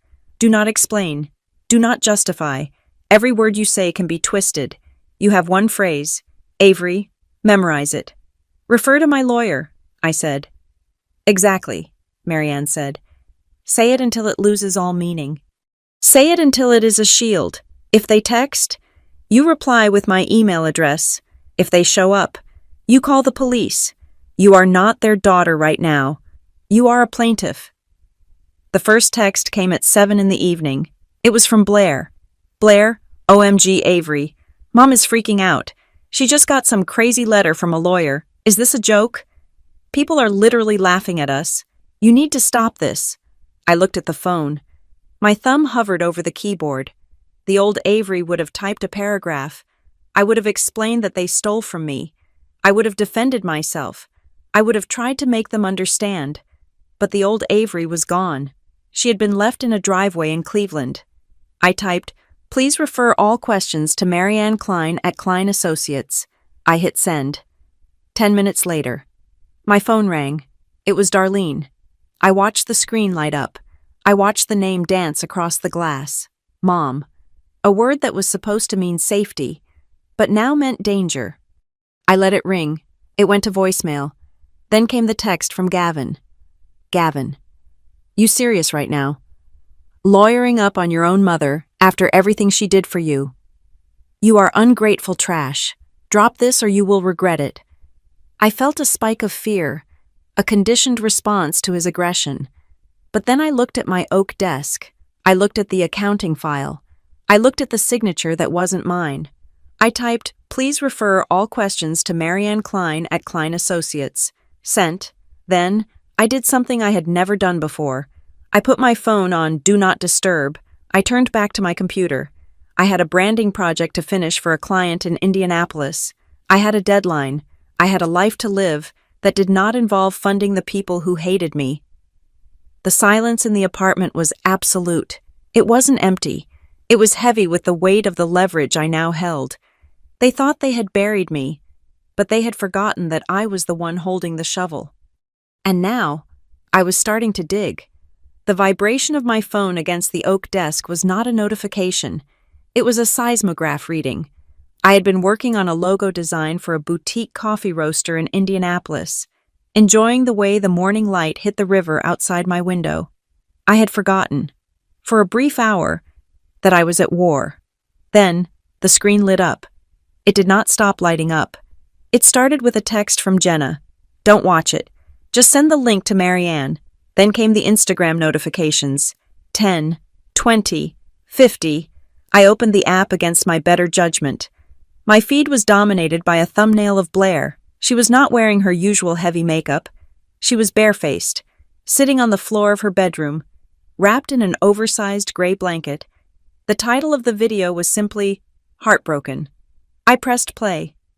"I don't usually do this," Blair whispered to the camera, wiping away a tear that looked suspiciously well-timed. "I try to keep my page positive. But my family is going through something really hard right now. We were betrayed. We tried to help someone we loved get back on their feet, and instead of being grateful, they stole from us. They are trying to sue us for money they don't deserve." She sniffed. She looked directly into the lens. "It is just so hard when you invite a snake into your home," she said. "We are simple people. My mom is a saint. She gave up everything for us, and now she is crying every night because of greed. I won't say names because I am better than that, but just know money changes people." She didn't name me. She didn't have to. Within 10 minutes, the internet sleuths had connected the dots. They found the previous viral video of the eviction. They found my tagged profile from years ago. They found my professional portfolio link in my bio. I watched the comments roll in like a tidal wave of sewage. "Is this the sister the moocher imagines suing your own mom? Snake. Ungrateful brat." Then, the attack migrated. My phone pinged with an email notification. It was from the platform where I hosted my design portfolio. New review 1 star. "Avery Barnes is a thief and a liar. Would not trust her with my brand." New review 1 star. "Disgusting human being." New review 1 star. "Scammer." My rating dropped from a perfect 5 stars to 2.3 in under an hour. This was not just social media drama anymore. This was a direct strike on my livelihood. They were burning down the safety raft I had just built. Then came the email that made my blood run cold. It was from the project manager at the Indianapolis firm. Subject contract inquiry Avery. "We have received several disturbing emails regarding your personal conduct and potential legal issues. We value your work, but we need to discuss this. We cannot have negative publicity attached to our client accounts." I sat there, frozen. Darlene and Blair were not just venting, they were trying to starve me out. They knew if I lost my income, I couldn't pay Marianne. If I couldn't pay Marianne, the lawsuit would die. I wanted to scream. I wanted to go live on TikTok and scream the truth until my throat bled. I wanted to post the bank statements. No, I told myself, gripping the edge of the desk until my knuckles turned white. That is what they want. They want the show. I took screenshots of everything, the video, the comments, the fake reviews, the timestamp of the email from my boss. I forwarded it all to Marianne with a subject line, "Damages." I needed air. I grabbed my keys and went down to the parking garage. My studio was in a secure building, or so I thought. The garage required a fob for entry. I needed to drive, to move, to feel something other than this suffocating trap. I walked toward my Honda. The concrete structure was dim, echoing with the sound of distant traffic. As I reached for the door handle, a shadow detached itself from a concrete pillar. "Hey, sis." I jumped back, dropping my keys. The sound of metal hitting concrete rang out like a gunshot. Gavin was standing there. He looked bigger than I remembered. He was wearing a leather jacket that looked new, bought with my money. No doubt, and his face was a mask of forced casualness. "How did you find me?" I asked. My voice was steady, but my heart was hammering against my ribs like a trapped bird. "I am unlisted. You are not that hard to find," Gavin said. Taking a step closer, he kicked my keys toward me, but he didn't back off. "Dayton isn't that big, and I know your car." "What do you want?" "Gavin." "I am just checking on you," he said, spreading his hands. "Mom is worried sick. She says you stopped answering her texts. She thinks you are having a breakdown. I am not having a breakdown, I said, bending down to snatch my keys while keeping my eyes on him. I am having a lawsuit. Gavin's face tightened. The concerned brother mask slipped, revealing the bully underneath. Yeah, about that, he said. He reached into his jacket pocket. For a second, I thought he had a weapon. I flinched, but he pulled out a folded piece of paper. We don't need lawyers, Avery, he said. Lawyers are expensive. They just want your money. Mom wrote this up. It is a settlement. You sign this, saying you waive any claim to the trust and the storage units. And we forget all this. Mom is even willing to give you $5,000, cash, to help you start over. $5,000. My share of the real estate alone was worth 6 figures. The storage facility generated that much in 2 years. It was an insult. I am not signing anything, I said. I backed up until my legs hit the bumper of my car. Don't be stupid, Gavin said, his voice dropping an octave. He stepped into my personal space. I could smell stale tobacco and expensive cologne. You think you can win this? You are one person. We are a family. Blair has the internet on her side. Mom has the church. You have nobody. I reached into my pocket and hit the button on the side of my phone. I had mapped it to open the voice recorder instantly. Are you threatening me? Gavin, I asked loudly. I am telling you the reality, he snapped. You are embarrassing us. You are hurting Blair's career. Mom said you wouldn't dare make this a big deal. She said you were too weak. She said you would fold the second we put pressure on you. Mom said I wouldn't dare, I repeated, making sure the microphone caught it. She knows you. Avery, Gavin shouted, losing his temper.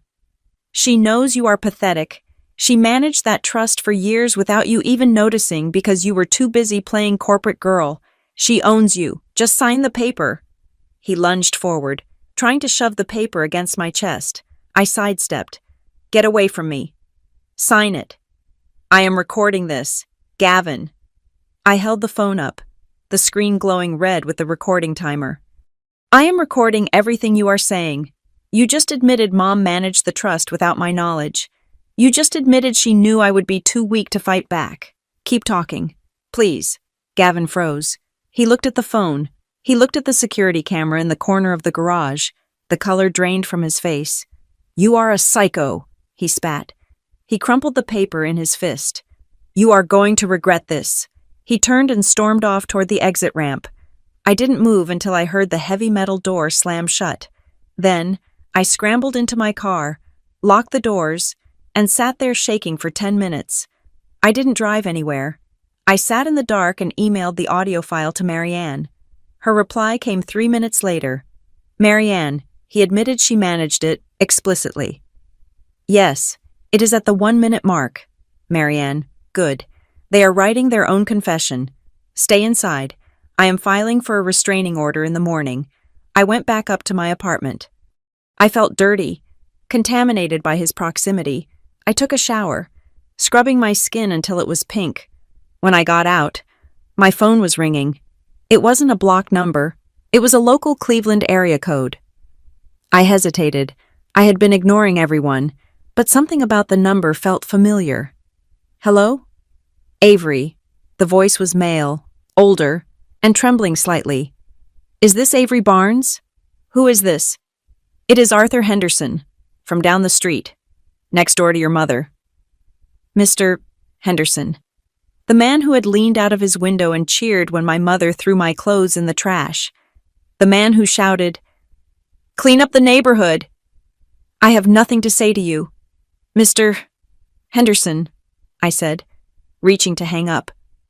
Wait, he panicked. Please, I am not calling to apologize, and to warn you. Warn me. I saw the lawyer's letter, he said quickly. The courier came to the house when I was gardening. Your mother was screaming in the backyard. She was talking to Gavin. They were talking about making sure I kept my mouth shut. I sat down on the edge of my bed. About what? The night of the live stream, he said. I was filming too, from my window. Before they started theirs, I wanted to have proof in case the police came. Because of the noise, I recorded the whole setup. And I sent it to your friend, he said. The girl with the glasses, Jenna. She messaged me on Facebook asking if I saw anything. I didn't want to get involved. Avery, I really didn't. But if your mother is being investigated for fraud, I don't want to be an accomplice. I don't want to go to jail for lying for her. You sent the video to Jenna. Yes, the full one, before the ring light turned on. You need to watch it. I am sorry for what I yelled. I thought Darlene told us you were on drugs. She told us you were dangerous. I didn't know. He hung up. My phone buzzed again immediately. It was Jenna. Jenna. Check your email, now. I opened my laptop. The file was large. It was titled, Henderson Footage Raw, MP4. I clicked play. The angle was from above, looking down from the neighbor's second-story window. It showed my mother's driveway 10 minutes before I arrived that night. The ring light was set up, but not turned on. Darlene and Blair were standing by the pile of trash bags. The audio was distant but clear enough. Make sure the account papers are buried at the bottom, Darlene was saying. She was kicking the debris around. If she sees the Klein logo, she might ask questions. Why don't we just burn them? Blair asked, checking her reflection in her phone. Because burning them looks like a crime, you idiot, Darlene snapped.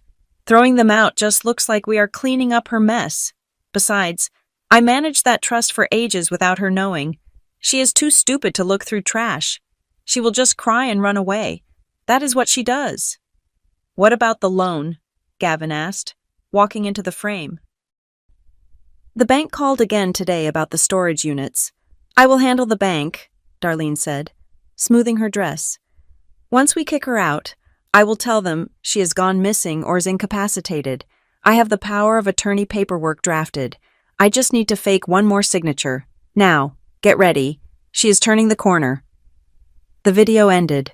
I sat in the silence of my apartment. It was the smoking gun. It wasn't just negligence.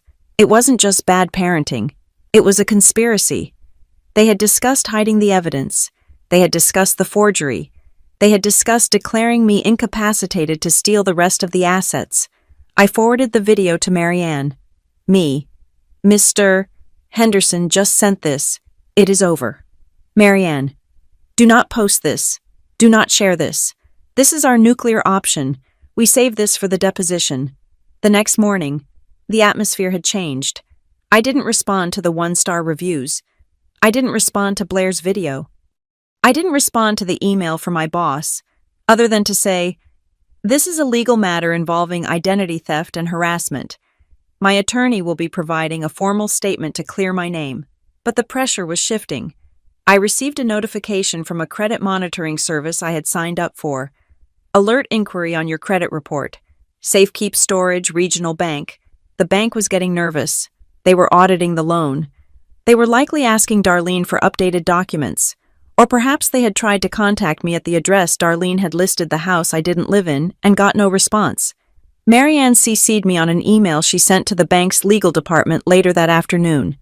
To Regional Bank, legal debt unauthorized encumbrance on trust assets. Fraudulent signature attached. Please find the affidavit from Ms. Avery Barnes, stating she never signed for loan 88902, nor did she authorize the use of Safekeep Storage as collateral. We are prepared to provide forensic handwriting analysis. The trap was snapped. Darlene wouldn't just be fighting me anymore. She would be fighting a regional bank that wanted its $100,000 back immediately. I went to the window and looked out at the city. Somewhere in Cleveland.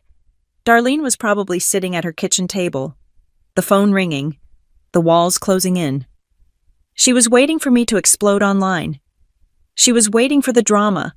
But I gave her nothing. I gave her silence. And in that silence, I let the sound of her own lies deafen her.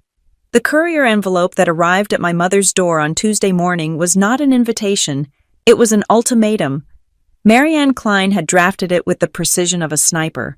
There was no emotional language in it, no adjectives describing my pain or their cruelty. It was 3 pages of dry, terrifying facts, followed by a final page listing 3 distinct options. I sat in my apartment in Dayton, staring at the digital copy on my screen, imagining the moment Darlene opened the physical one. Option 1. Immediate resignation of Darlene Barnes as trustee. Full repayment of the misappropriated funds $112,000 within 30 days. A formal, notarized admission of fiduciary breach. Option 2. We proceed immediately to civil court for fraud, embezzlement, and conversion of assets. We also file a criminal complaint regarding the forged signature on the bank loan documents. Option 3. Mediation. A closed-door session with a neutral third party to negotiate a settlement and the restructuring of the trust, to take place within 7 days. The deadline to respond was 48 hours. At 10 in the morning, the notification on my laptop pinged. Delivery confirmed. At 10:15, my phone rang. It was Darlene. I stared at the screen. My heart did not race this time. My hands did not shake. I felt a strange, detached curiosity, like a scientist observing a specimen in a jar. I let it ring. 4 times, 5 times. Then it went to voicemail. A minute later, the notification popped up. New voicemail. I didn't listen to it alone. I forwarded the audio file directly to Marianne, and then I opened it on my computer to listen through my headphones. Avery. Darlene's voice filled my ears. It wasn't the screeching harpy from the driveway. It wasn't the arrogant host of the Livestream. It was the voice she used when she wanted to borrow money from her friends, wavering, breathless, dripping with manufactured fragility. Avery, baby, please pick up. I just got this letter. There must be a mistake. Why didn't you talk to me first? We are family. You know I would never hurt you.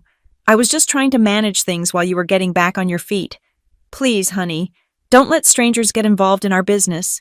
Call me back. Mommy loves you. Mommy loves you. I typed a quick note to Marianne. Add this to the manipulation folder. She is playing the ignorance card.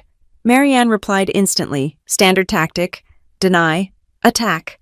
Reverse victim and offender. She is trying to make you the aggressor for hiring a lawyer. Do not respond. I didn't. I just dragged the file into the folder marked evidence. By noon. The strategy on their end had shifted. Since they couldn't reach me, they tried to control the narrative. Blair posted a new video. I watched it on a burner account I had created. She had scrubbed the eviction video from her main feed. Though the internet had already archived it in a dozen places, her new video was titled, Moving Forward with Grace. She sat on her bed, wearing a soft, oversized sweater. The lighting was warm and fuzzy. Hey guys, she said, her voice soft. I know there has been some drama on my page lately. I just want to say, families are complicated. Sometimes people get hurt, and sometimes people lash out because they are in pain. We are dealing with a really difficult private legal matter right now. Someone we trusted has decided to attack us for money. I just ask for privacy and respect for my mom, who is literally the most generous woman I know. She wiped away an imaginary tear. We are going to take the high road, she finished, because that is what Barnes women do. I scrolled down to the comments. Blair had made a critical error. She had underestimated the memory of the internet. User 449. Wait, didn't you live stream kicking your sister out like 3 weeks ago? That wasn't very private. Ohio Watcher. So you want privacy now that she lawyered up LOL? Truth Seeker. Why did you delete the other video if your mom is so generous? Why did she call her daughter a parasite? Blair was deleting comments as fast as she could. But for every one she deleted, 2 more popped up. The narrative was slipping through her fingers. She was learning a hard lesson: you cannot play the victim when the world has already seen you holding the knife. By Wednesday, the dominoes began to fall in the financial sector. Marianne had sent a copy of the affidavit regarding the forged signature to the bank holding the loan on the storage units. Banks do not like uncertainty. When a bank suspects collateral is tainted by fraud, they do not wait for a court verdict. They protect their assets. I received an email from Marianne with a forwarded notice from the bank. Subject notice of credit freeze and demand for cure. The bank had frozen the line of credit associated with the trust. But because Darlene had commingled the funds, mixing trust money with personal accounts and Gavin's business accounts. The freeze had a blast radius. Gavin found out the hard way. At 2 in the afternoon, I received a string of texts from him. They started angry and ended desperate. Gavin: my card just got declined at AutoZone. What did you do? Gavin: I have a transmission on the lift. Avery: I need parts. The account is locked. Gavin: fix this. Seriously. You are ruining my business over a stupid temper tantrum. Gavin: Mom is crying. Are you happy I read the messages and felt nothing? Gavin had used $50,000 of my money to buy his lift and pay off his debts. Now, the bank was simply turning off the tap. He wasn't losing his money. He was losing access to mine. I replied with the only sentence I was allowed to type. Please refer all questions to Marianne Klein at Klein Associates. Gavin, go to hell. While Gavin was melting down, Marianne's forensic accountant was digging up the body. We had requested the books for the safekeep storage facility. Darlene had sent over a messy stack of Excel spreadsheets that looked like they had been typed up the night before. But Marianne had subpoenaed the actual bank records from the facility's operating account. We got on a conference call at 4 o'clock on Thursday. It is worse than the loan, Marianne said. Her voice was sharp, professional. The loan was a one-time event. The theft has been monthly. What do you mean? I asked, looking at the spreadsheet she had shared on the screen. Look at the rental income, Marianne said. The facility generates roughly $8,000 a month in profit after maintenance. For the last 3 years, that money should have gone into the trust holding account. It didn't. I followed the line on the spreadsheet. Where did it go? It went to a personal checking account at a credit union, Marianne said, under the name Darlene Barnes, and from there, it was dispersed. Car payments for Blair, a boat payment. Did you know you guys have a boat? We don't have a boat, I said, baffled. Well, Gavin has a jet ski trailer and 2 jet skis registered in his name, Marianne corrected. Paid for by the storage unit revenue. Jet skis, I repeated. I was eating ramen noodles and working 60 hours a week, and my brother was riding jet skis bought with my inheritance. The total misappropriation of revenue over 3 years is roughly $280,000, Marianne said, plus the $100,000 loan. Avery, this is grand larceny. This is prison time. The weight of it settled on me. This wasn't just a family dispute anymore. My mother and siblings were criminals. They had systematically stripped the estate Aunt Sarah had left for me. Darlene must have realized the walls were closing in, because she played her final card God. On Thursday evening, I received an email from an address I didn't recognize. The subject line was, a message from Pastor Miller. Pastor Miller was the head of the community church my mother attended. He was a nice man, but he was also easily manipulated by Darlene's tears. Dear Avery, your mother came to see me today. She is in great distress. She feels that the family is breaking apart over worldly possessions. I know you are hurting, but I urge you to remember the commandment, honor thy father and thy mother. Litigation is a path of destruction. Can we sit down and pray together? Your grandmother and Aunt Sarah are watching from above, and surely they would not want to see their legacy used to tear the family asunder. I read the email twice. I felt a flash of old guilt, the programmed response Darlene had installed in me since childhood. Don't make waves. Be the good girl. But then I looked at the spreadsheet. Jet skis, camera gear, forged signatures. Aunt Sarah hadn't left me a legacy to tear the family apart. She had left me a legacy so I wouldn't starve. Darlene was the one who had torn it apart. She had eaten the legacy. I hit reply. Dear Pastor Miller, thank you for your concern. However, this is not a spiritual matter. It is a legal matter regarding theft and fraud. If my mother wishes to discuss the $280,000 she removed from the trust without authorization, she can do so in the presence of my attorney. Please do not contact me regarding this again. I hit send. I was done honoring thieves just because they shared my DNA. Friday morning was the deadline. 48 hours were up. At 8:55, 5 minutes before the deadline, Marianne called me. We got a response, she said. And They folded, Marianne said. They chose option 3, mediation. They want to settle. Of course they do, I said. They know if we go to court, the DA gets involved. They have hired a lawyer, Marianne warned. A guy named Fletcher. He is a strip mall generalist. Mostly DUIs and divorces. He is out of his depth with trust law, but he will try to bully us. He is asking for the meeting to be held at his office. No, I said instantly. Not on their turf. Agreed, Marianne said. I have already booked a conference room at the downtown mediation center. Neutral ground, metal detectors at the door, no cameras, no phones. When? Monday morning, 9 o'clock. I will be there, I said. Avery, Marianne's voice softened slightly. You need to prepare yourself.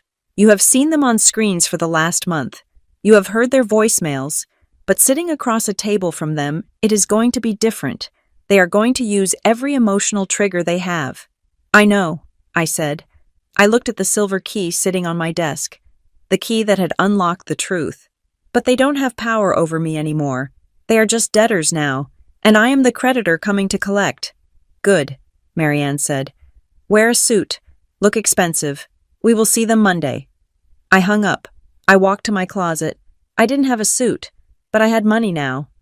My own money.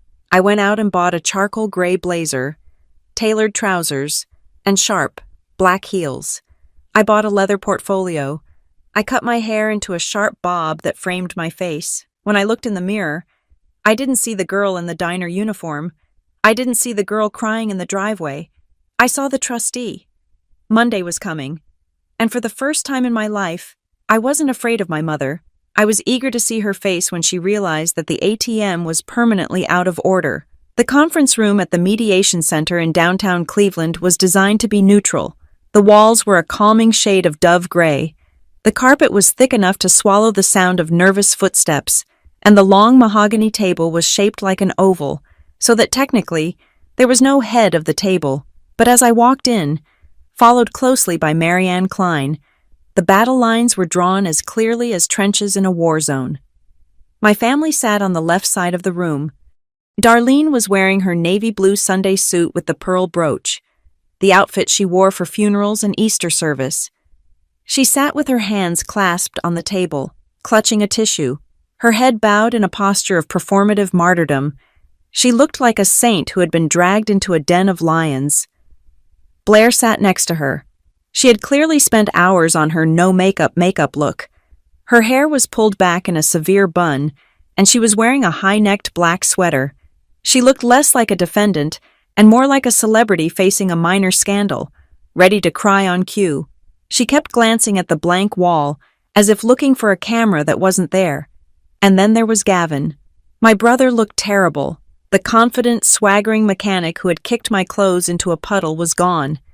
In his place was a man who looked like he hadn't slept in 72 hours. His skin was sallow, his eyes were bloodshot, and he was wearing a dress shirt that was too tight at the neck, likely the only one he owned. He was tapping his foot rapidly against the table leg, a nervous tick that vibrated through the floor. Please, take a seat, the mediator said. He was a bald man with tired eyes named Mr. Sterling. I sat down. I placed my leather portfolio on the table. I didn't look at Darlene. I didn't look at Gavin. I looked straight ahead at their lawyer. He was a man named Fletcher, wearing a suit that was slightly too shiny and a tie that was too loud. He smiled at me, a greasy, condescending smile. Well, Fletcher began, leaning back in his chair. We are all here. Before we get into the heavy legal jargon, I just want to say that my client, Mrs. Barnes, is heartbroken that it has come to this. This is a family matter. It is a misunderstanding between a mother and daughter. We really feel this shouldn't be in a legal setting at all. Marianne didn't smile. She didn't lean back. She opened her file folder with a crisp snap. Mr. Fletcher, Marianne said, her voice cool and sharp as a scalpel. This ceased to be a private family matter the moment your client set up a professional lighting rig in their driveway and broadcast the eviction of my client to 3,000 strangers. They took it to the court of public opinion.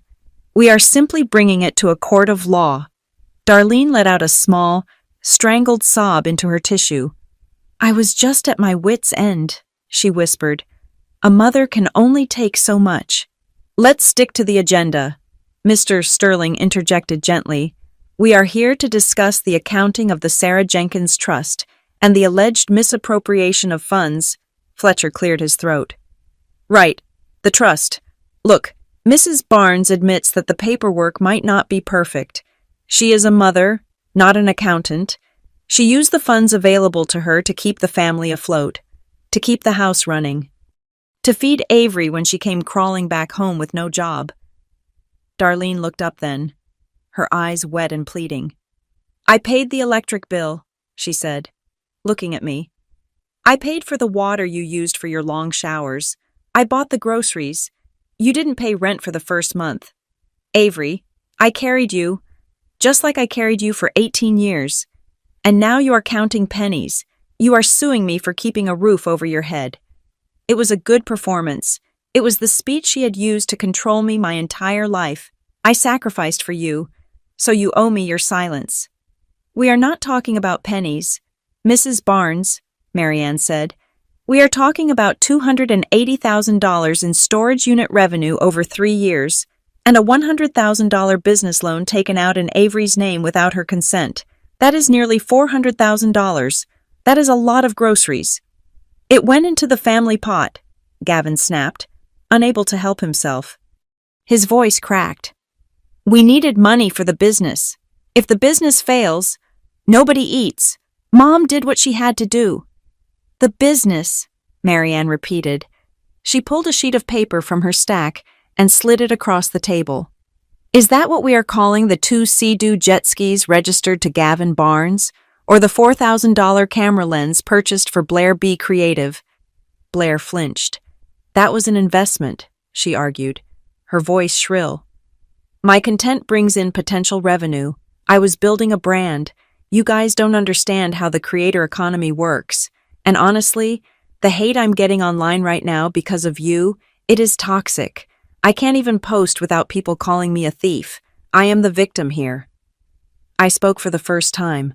My voice was quiet, but in the acoustically dampened room, it carried like a bell.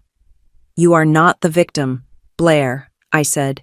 "You are the cinematographer." Blair's mouth snapped shut. "And you, Mom," I continued, turning to Darlene. "You didn't use that money to feed me. I worked double shifts at the diner. I paid you $400 a month. I bought my own food. You used that money to pretend you were rich. You used it to buy Gavin a lift he didn't earn, and Blair a career she didn't work for." "I raised you," Darlene shrieked, slamming her hand on the table. The mask of the saint fell away instantly, replaced by the face I knew too well. "I gave you life. You ungrateful little. How dare you sit there in that expensive suit and lecture me? You would be nothing without me." "Mrs. Barnes," the mediator warned. "She chose money over her own mother," Gavin yelled, pointing a shaking finger at me. "Look at her. She is cold as ice. She doesn't care about us. She just wants a check." "I didn't choose money," I said, looking Gavin dead in the eye. "I chose the truth. You guys chose the drama. You chose the likes. You chose the performance. I am just finishing the scene you started." "Enough," Marianne said.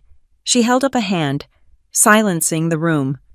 "We are done with the emotional appeals. We are dealing with facts, and the facts are damning." She reached into her file and pulled out a flash drive. She set it on the table. "This," Marianne said, "is the full, unedited footage of the night in question, recorded by your neighbor, Mr. Henderson."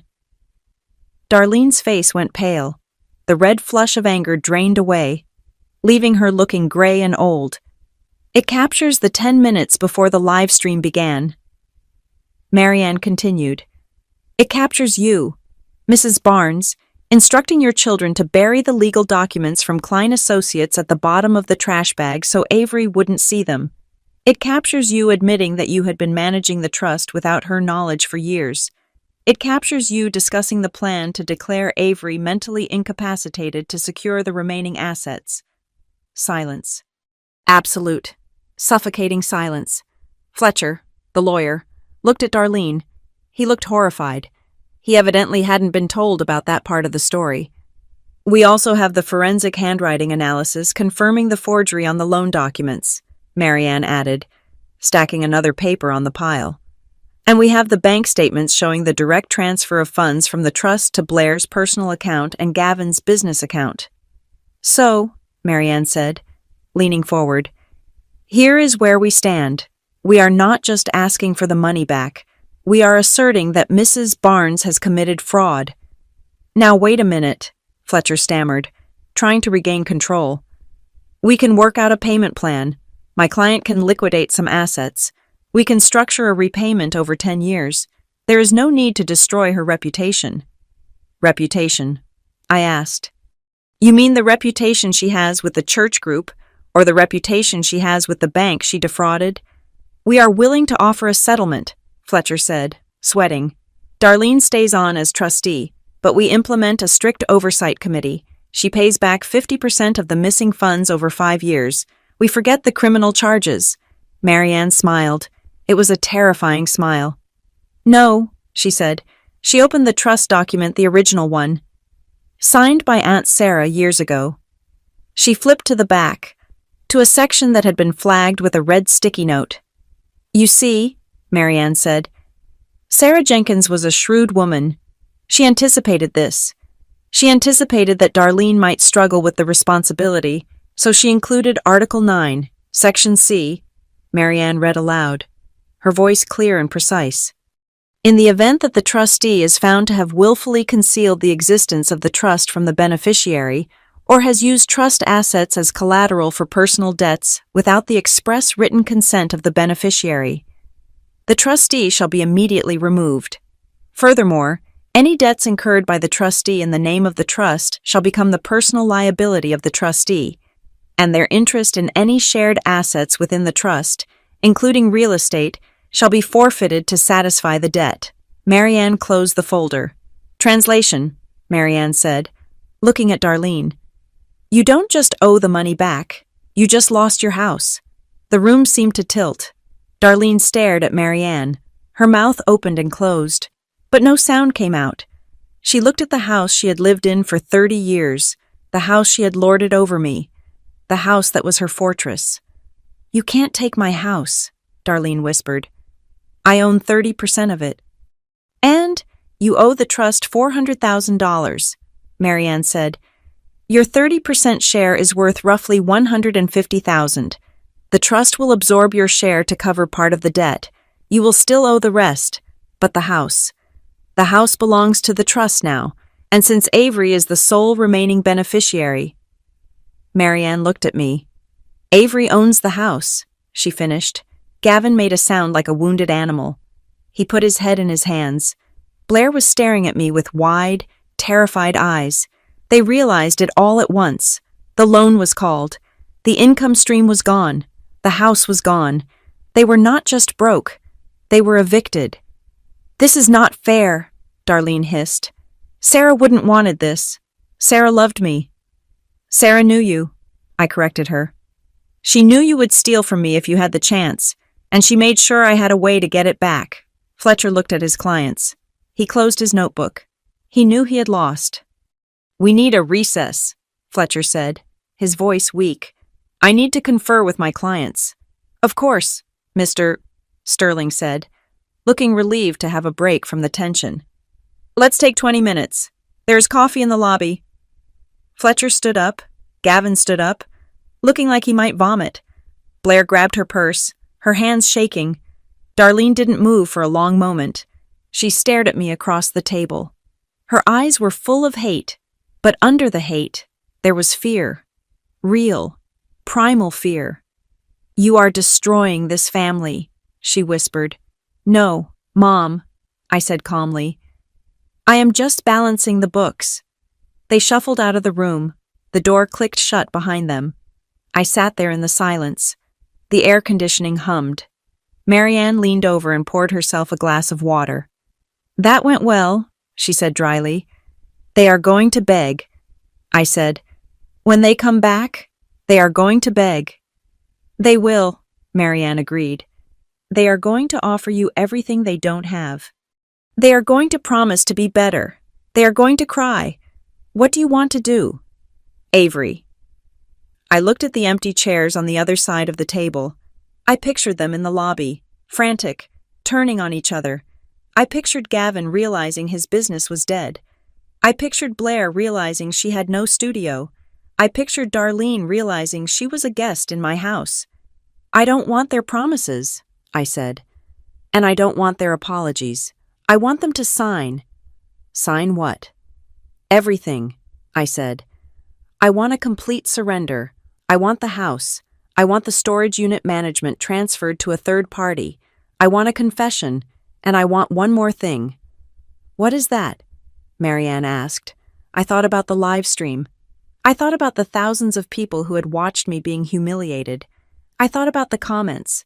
I want a retraction, I said. Public, video, on all their channels. They need to tell the world exactly what they did, Marianne smiled.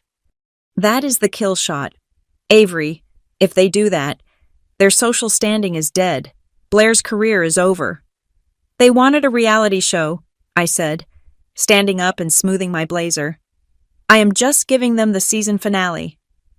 I walked to the window and looked down at the street. I saw people walking by, living their normal lives. I felt a strange sense of calm. The anger was gone. The hurt was gone. All that was left was the cold, hard math of consequence.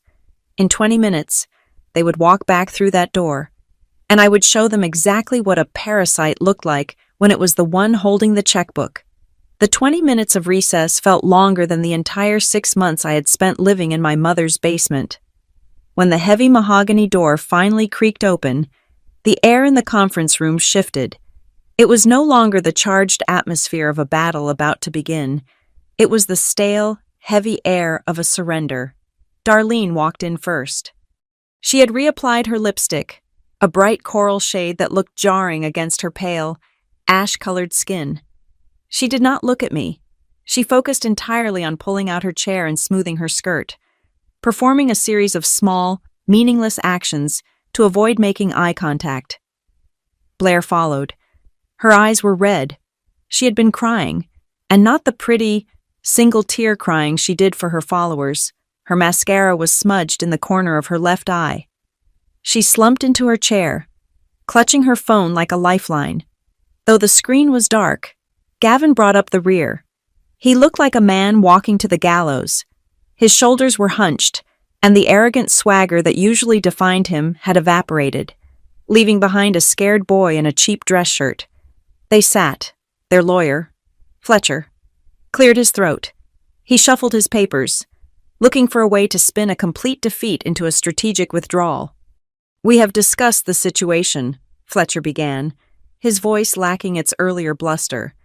And while my clients maintain that their actions were rooted in a desire to protect the family legacy, they recognize that mistakes were made regarding the administrative side of the trust. Marianne did not blink. She just waited. We are prepared to accept the removal of Darlene Barnes as trustee, Fletcher continued.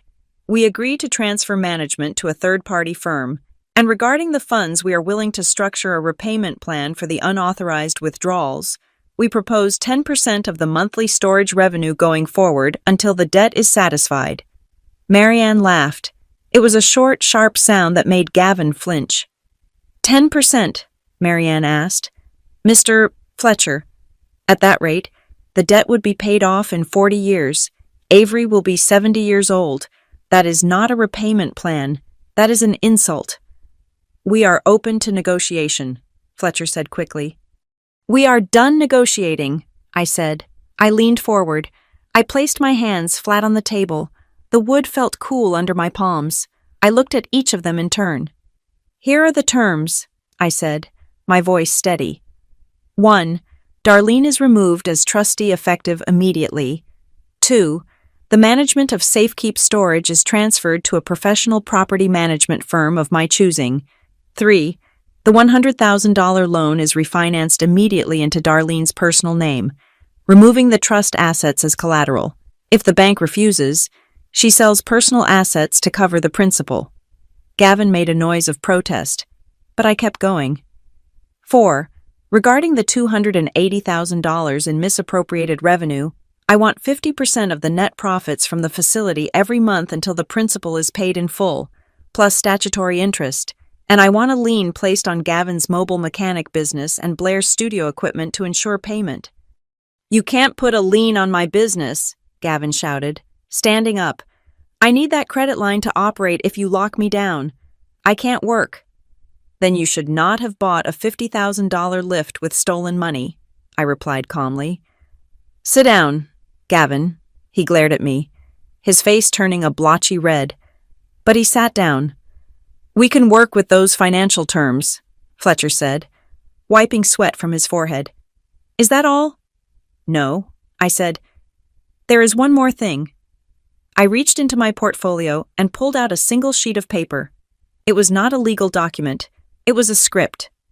This, I said, sliding it across the table to Darlene, is for you, and for Blair, and for Gavin. Darlene picked it up. She squinted at the text. As she read, her mouth tightened into a thin, angry line. Her hands began to shake. No, she whispered. Absolutely not. What is it? Blair asked, leaning over to read. Her eyes went wide. Are you crazy? I can't post this. It will ruin my engagement.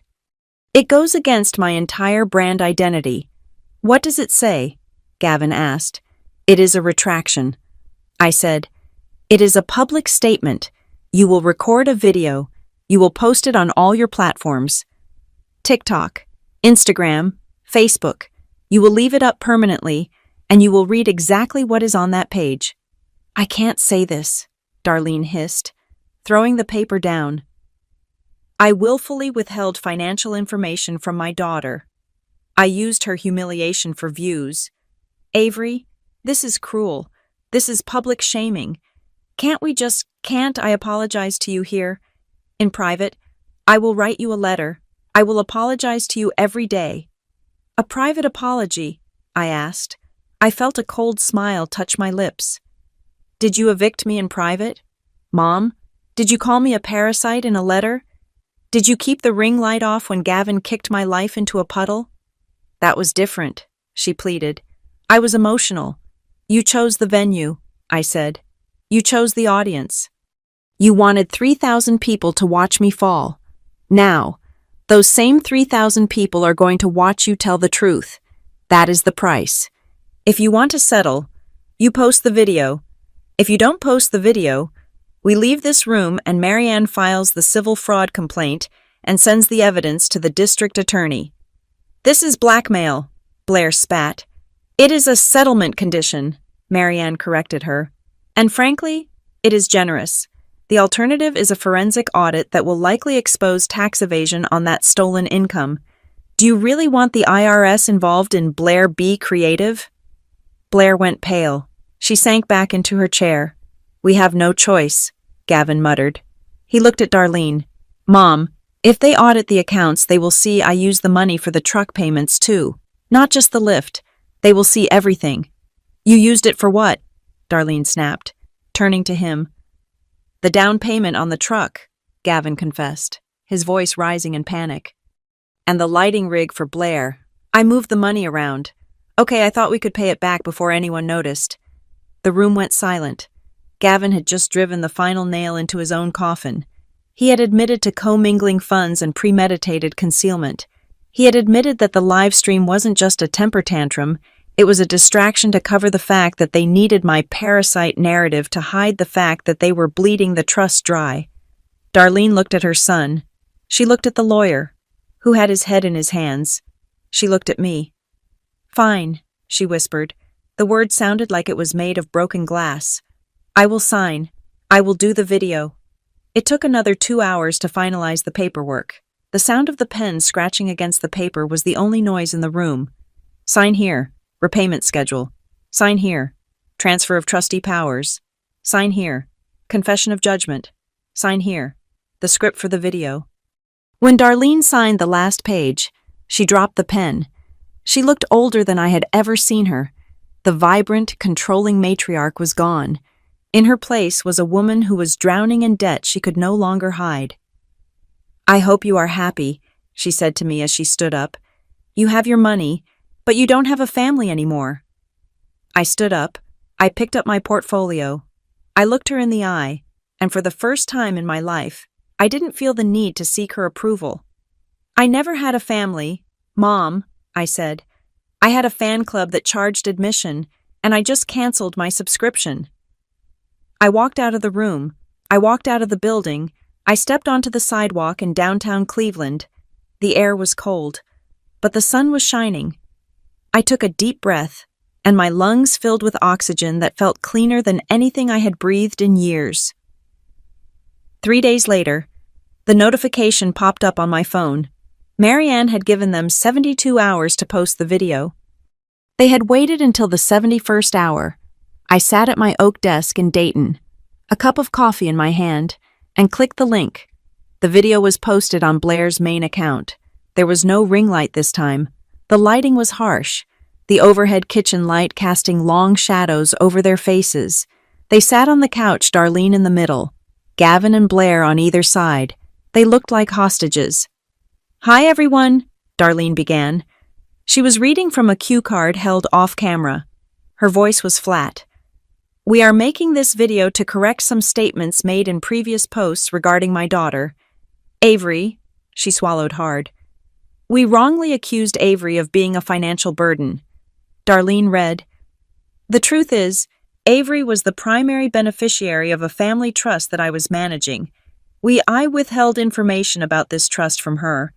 The lifestyle we displayed on this channel was funded in part by assets that legally belonged to her." Blair took over, her voice barely a whisper. "We created a narrative that was false for the sake of content. We deeply regret the harm we caused to her reputation and her livelihood." Gavin mumbled his part, looking at the floor. "We are taking steps to repay what is owed and have transferred management of the family assets to a third party." The video ended abruptly. No music, no like and subscribe, just a black screen. I scrolled down to the comments. The internet, which had been so quick to tear me down, was even quicker to turn on them. The pivot was brutal. User 77. "Wait, so you guys were the parasites. The irony is insane. Create with Kate." "Unfollowing.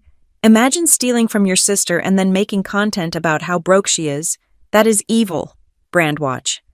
"This is why transparency matters." Blocked. Within 24 hours, Blair lost 4 major brand partnerships. I saw the emails because Marianne had subpoenaed her business contracts, and the termination notices were forwarded to us as part of the asset monitoring. One skincare brand cited violation of moral clause as the reason for dropping her. Gavin wasn't spared. The bank, seeing the public admission of financial mismanagement, accelerated the call on his loans. He had to sell the new truck and the jet skis at a loss just to keep the garage doors open. He laid off his 2 assistants and was back to turning wrenches himself, working 12-hour days to make the restitution payments to me. And Darlene, 2 weeks after the settlement, I received a notification from the new property management company. A deposit had been made into my account. Deposit $5,000. Source sale of personal property. Darlene Barnes. I found out later from Mr. Henderson, the neighbor, that Darlene had sold her diamond engagement ring, the one she had always sworn would stay in the family forever. She had sold it to a pawn shop to make the first payment on the debt she owed me. The woman who had thrown my life into the trash was now selling her own history to pay for my future. I closed my laptop. The sun was setting over the river in Dayton, casting a golden light across my apartment. My desk was clean. My phone was silent. I had no unread messages from family members demanding money. I had no anxiety about where my rent would come from. I had my job. I had my home. I had my name back. I looked at the silver key, which now sat in a small velvet box on my shelf. I didn't need it anymore to access the money that was all digital now, but I kept it as a reminder. It was a reminder that sometimes, when people try to bury you, they don't realize you are a seed. They threw dirt on me. They rained insults on me. and they thought I would rot. Instead, I grew. I took a sip of my coffee. It tasted perfect. They could keep their likes. They could keep their views. They could keep their drama. I had the receipts, and for the first time in my life, the ledger was balanced. Thank you so much for listening to this story. If you enjoyed seeing justice served, please let me know in the comments where you are listening from. I love hearing from you guys. Don't forget to subscribe to Maya Revenge Stories, like the video, and hit that hype button so we can share this story with even more people.